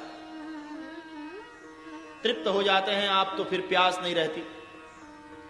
प्रेम का आनंद ऐसा है कि जैसे जैसे उसमें आगे बढ़ते जाओ, आनंद बढ़ता रहता है, घटता नहीं। पदार्थ का आनंद घटता है, कम होता रहता है। इकोनॉमिक में उसको law of diminishing marginal utility कहते हैं। जो इकोनॉमिक के विद्यार्थी हैं उनको पता होगा, इकोनॉमिक में एक law of diminishing marginal utility आता है। ऐसा एक लॉ है, डिमिनिशिंग मार्जिनल यूटिलिटी। जैसे जैसे पदार्थ का उपयोग करते हो तुम, उससे निष्पन्न होता हुआ आनंद डिमिनिशिंग घटता रहता है। आपको लड्डू बहुत अच्छे लगते हैं, बहुत प्यारे हैं, और कहीं आप भोजन के लिए गए, लड्डू परोसे गए थाली में, तो लड्डू देखते ही आपके मुंह में पानी आ जाएगा। पहले तो प्रसन्न हो जाओगे देखकर, वाह लड्डू है। पहला लड्डू खाओगे तो बहुत आनंद आएगा, भूख भी लगी है बहुत जोरों की, और सामने मनपसंद लड्डू है। पहला लड्डू खाओगे तो बहुत आनंद आएगा, लेकिन जब दूसरा खाओगे तो थोड़ा आनंद कम होगा। मार्जिनल यूटिलिटी, मार्जिनल यूनिट से निष्पन्न आनंद थोड़ा घटेगा। तीसरा लड्डू खाओगे तो मार्जिनल यूटिलिटी और कम हो जाएगी। चौथा लड्डू खाओगे और मार्जिनल यूटिलिटी 0 पर आ जाएगी, और जब मार्जिनल यूटिलिटी 0 पर आ जाती है तो तुम ना कहते हो कि बस भैया अब नहीं चाहिए। मार्जिनल यूटिलिटी 0 पर आ गई, उसका मतलब हुआ अब आप तृप्त हो गए। कितने लड्डू के बाद मार्जिनल यूटिलिटी 0 पर आवे, ये आप पर निर्भर है। कई लोगों को 4 लड्डू के बाद मार्जिनल यूटिलिटी 0 पर आ जाती है, और कई ऐसे भी होते हैं जो 24 खाएं फिर भी मार्जिनल यूटिलिटी 0 पर नहीं आएगी। जवाएं गया जिमने के लिए सास के घर, तो सास को कुबुद्धि सूझी, कुमति सूझी, मैं जवाएं राज को गरम गरम रोटियां उतार कर खिलाऊं। तो सास रोटियां उतार रही है गरम गरम, जवाएं राज भोजन कर रहे हैं। 25 रोटी खाई जवाएं ने, फिर भी बस न कहा, मार्जिनल यूटिलिटी 0 पर नहीं आई जवाई जी की। अब सास भी परेशान हो गई कि मुझे ऐसी कुमति क्यों सूझी, इस मुए को मैं गरम गरम रोटी खिलाऊं, अब तो मेरे हाथ दुख रहे हैं। तो 26वीं रोटी लेकर जब सास जी आई परोसने, तो जवाई राज को कहा कि जवाई जी बीच बीच में पानी भी तो पीते जाओ, क्योंकि ऐसा नियम है भोजन मध्य पिबेत वारिम, भोजन के मध्य में पानी पीना चाहिए, आपको पता नहीं। तब जवाई जी ने बताया कि सास जी हमको पता है भोजन के मध्य में पानी पीना चाहिए, हमको पता है, लेकिन जब मध्य आवे तब ना। सास मूर्छित हो गई कि 25 रोटी के बाद भी अगर इसका मध्यांतर नहीं हुआ तो पूर्णाहुति कब होगी, लगता है ये मेरी क्रिया करके ही जाएगा यहां से। तो मार्जिनल यूटिलिटी 0 पर कब आती है, कितने यूनिट के बाद, वो आप पर निर्भर करता है। लेकिन मार्जिनल यूटिलिटी जब 0 पर आ जाती है तो हम इनकार करते हैं कि बस अब तृप्त हो गए, अब नहीं चाहिए। फिर भी यजमान यदि आग्रह करे, नहीं नहीं मेरी कसम एक और ले लो लड्डू, और 5वां लड्डू आ जाए थाली में, मार्जिनल यूटिलिटी माइनस पर जाएगी, -5। यजमान पत्नी आए, भाई जी मेरा मान रख लो, मेरी बात रख लो, एक और ले लो, और 6ठा लड्डू आ जाए, मार्जिनल यूटिलिटी माइनस में और नीचे जाएगी, -12।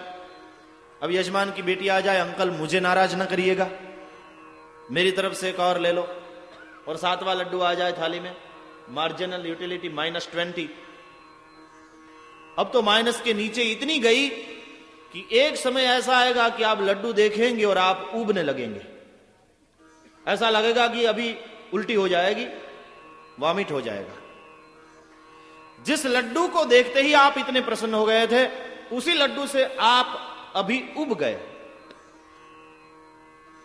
जैसे जैसे पदार्थ का हम उपभोग करते हैं, उससे निष्पन्न आनंद घटता रहता है, लेकिन प्रेम भक्ति की बात ही निराली, उसमें जैसे जैसे हम आगे बढ़ते हैं आनंद बढ़ता रहता है, प्यास और तृप्ति दोनों बने रहते हैं।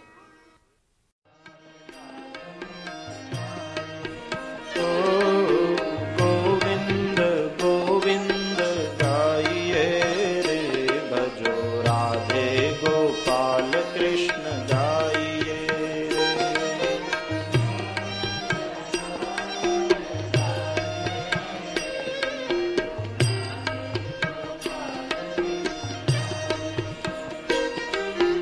गिरधारी गिरधारी गाइए रे, माई मीरा के नाथ प्रभु गाइए रे। हरि बोल।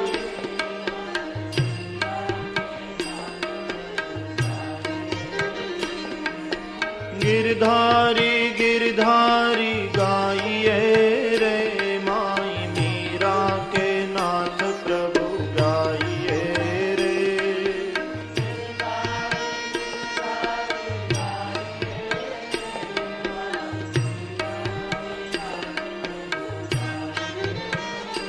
माई मीरा के नाथ प्रभु गाइए रे।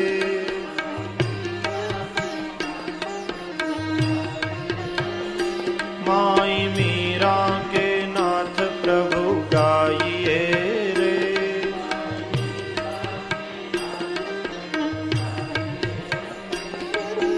गिरधारी गिरधारी गाइए रे, माई मीरा के नाथ प्रभु गाइए रे। माई मीरा के नाथ माई मीरा के नाथ प्रभु गाइए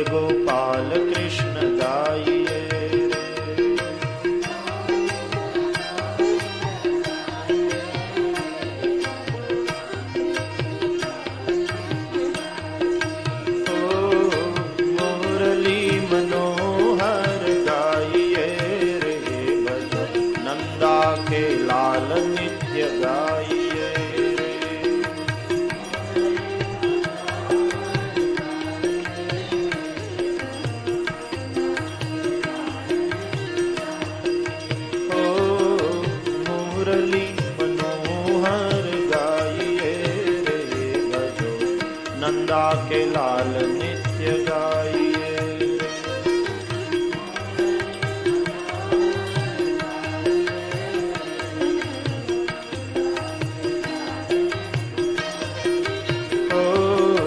गोविंद गोविंद गाइए रे भजो, राधे गोपाल कृष्ण गाइए रे।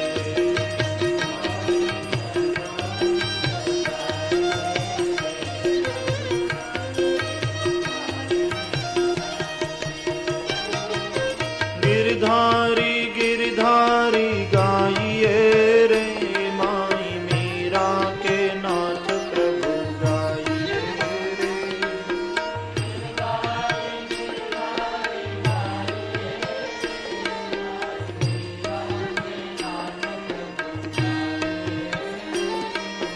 गिरधारी गिरधारी गाइए रे माई मीरा के नाथ प्रभु गाइए रे।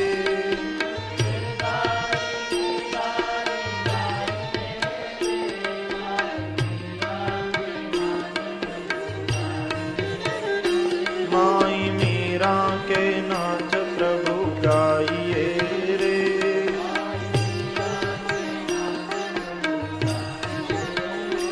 माई मीरा के नाथ प्रभु गाइए रे।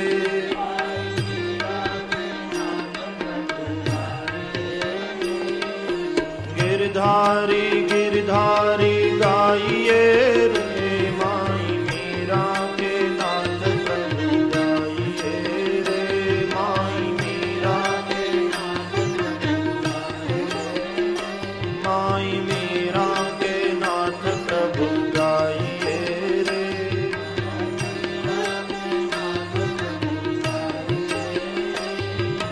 गोविंद गोविंद गाइए रे भजो, राधे गोपाल कृष्ण गाइए रे।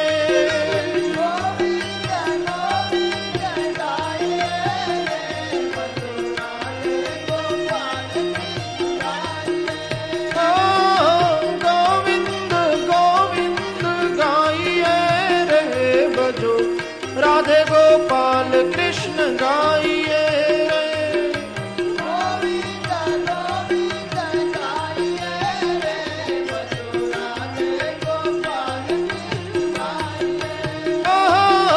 मुरली मनोहर गाइए रे भजो, नंदा के लाल नित्य गाइए रे।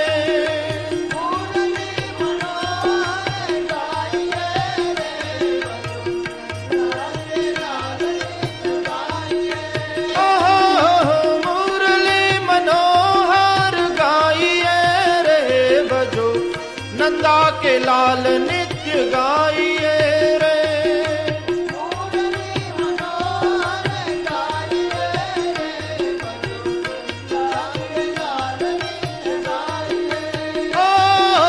गोविंद गोविंद गाइए रे भजो, राधे गोपाल कृष्ण गाइए रे।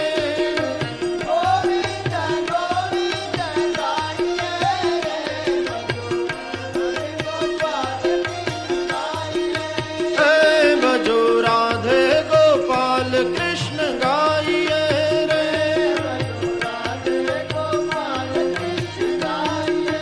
ओ भजो राधे गोपाल कृष्ण गाइए रे।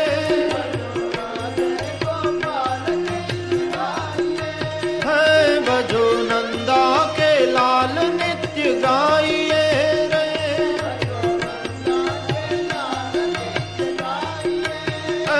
भजो नंदा के लाल नित्य गाइए रे।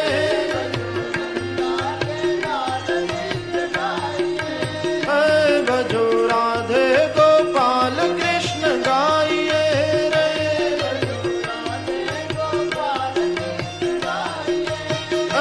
भजो नंदा के लाल नित्य गाइए रे।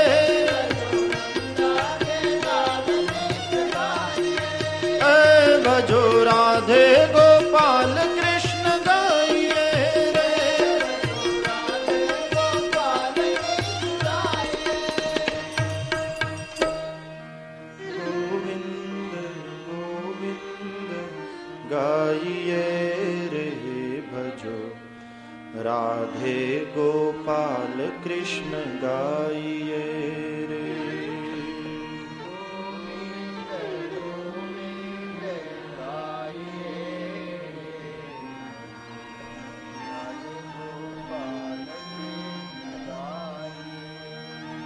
गोपाल कृष्ण भगवान की जय। इति संप्रश्न संरुष्टो विप्राणां रौमहर्षणिः, प्रतिपूज्य वचस्तेषां प्रवक्तुम् उपचक्रमे।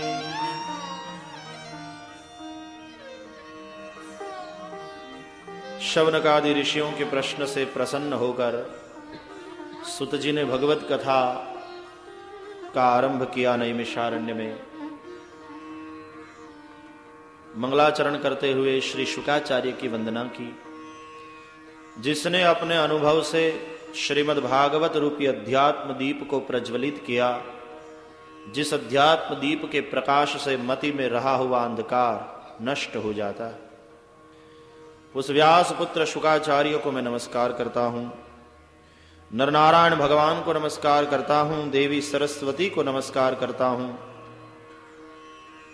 भगवान वेदव्यास को नमस्कार करता हूं। जय शब्द नमः शब्द के साथ सुत जी ने मंगलाचरण करके कथा का मंगल आरंभ किया।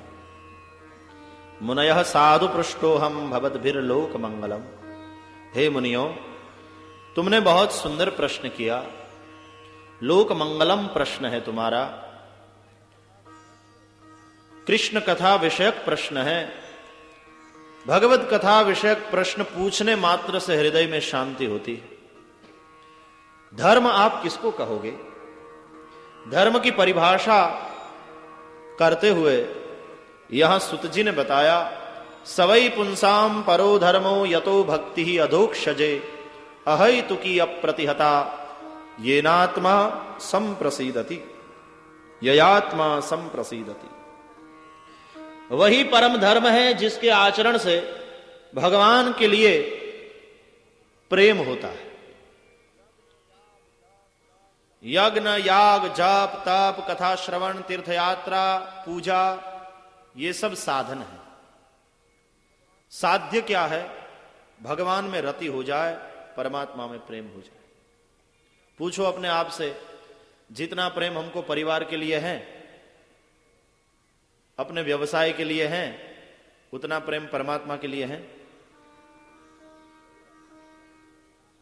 रविवार के दिन जाएंगे कथा में, या जब छुट्टी होगी तो जाएंगे। ये व्यवसाय प्रेम हुआ, परमात्मा प्रेम ना हुआ, भगवत प्रेम ना हुआ। तुम्हारे लिए व्यवसाय मुख्य है और फिर भगवान गौण है।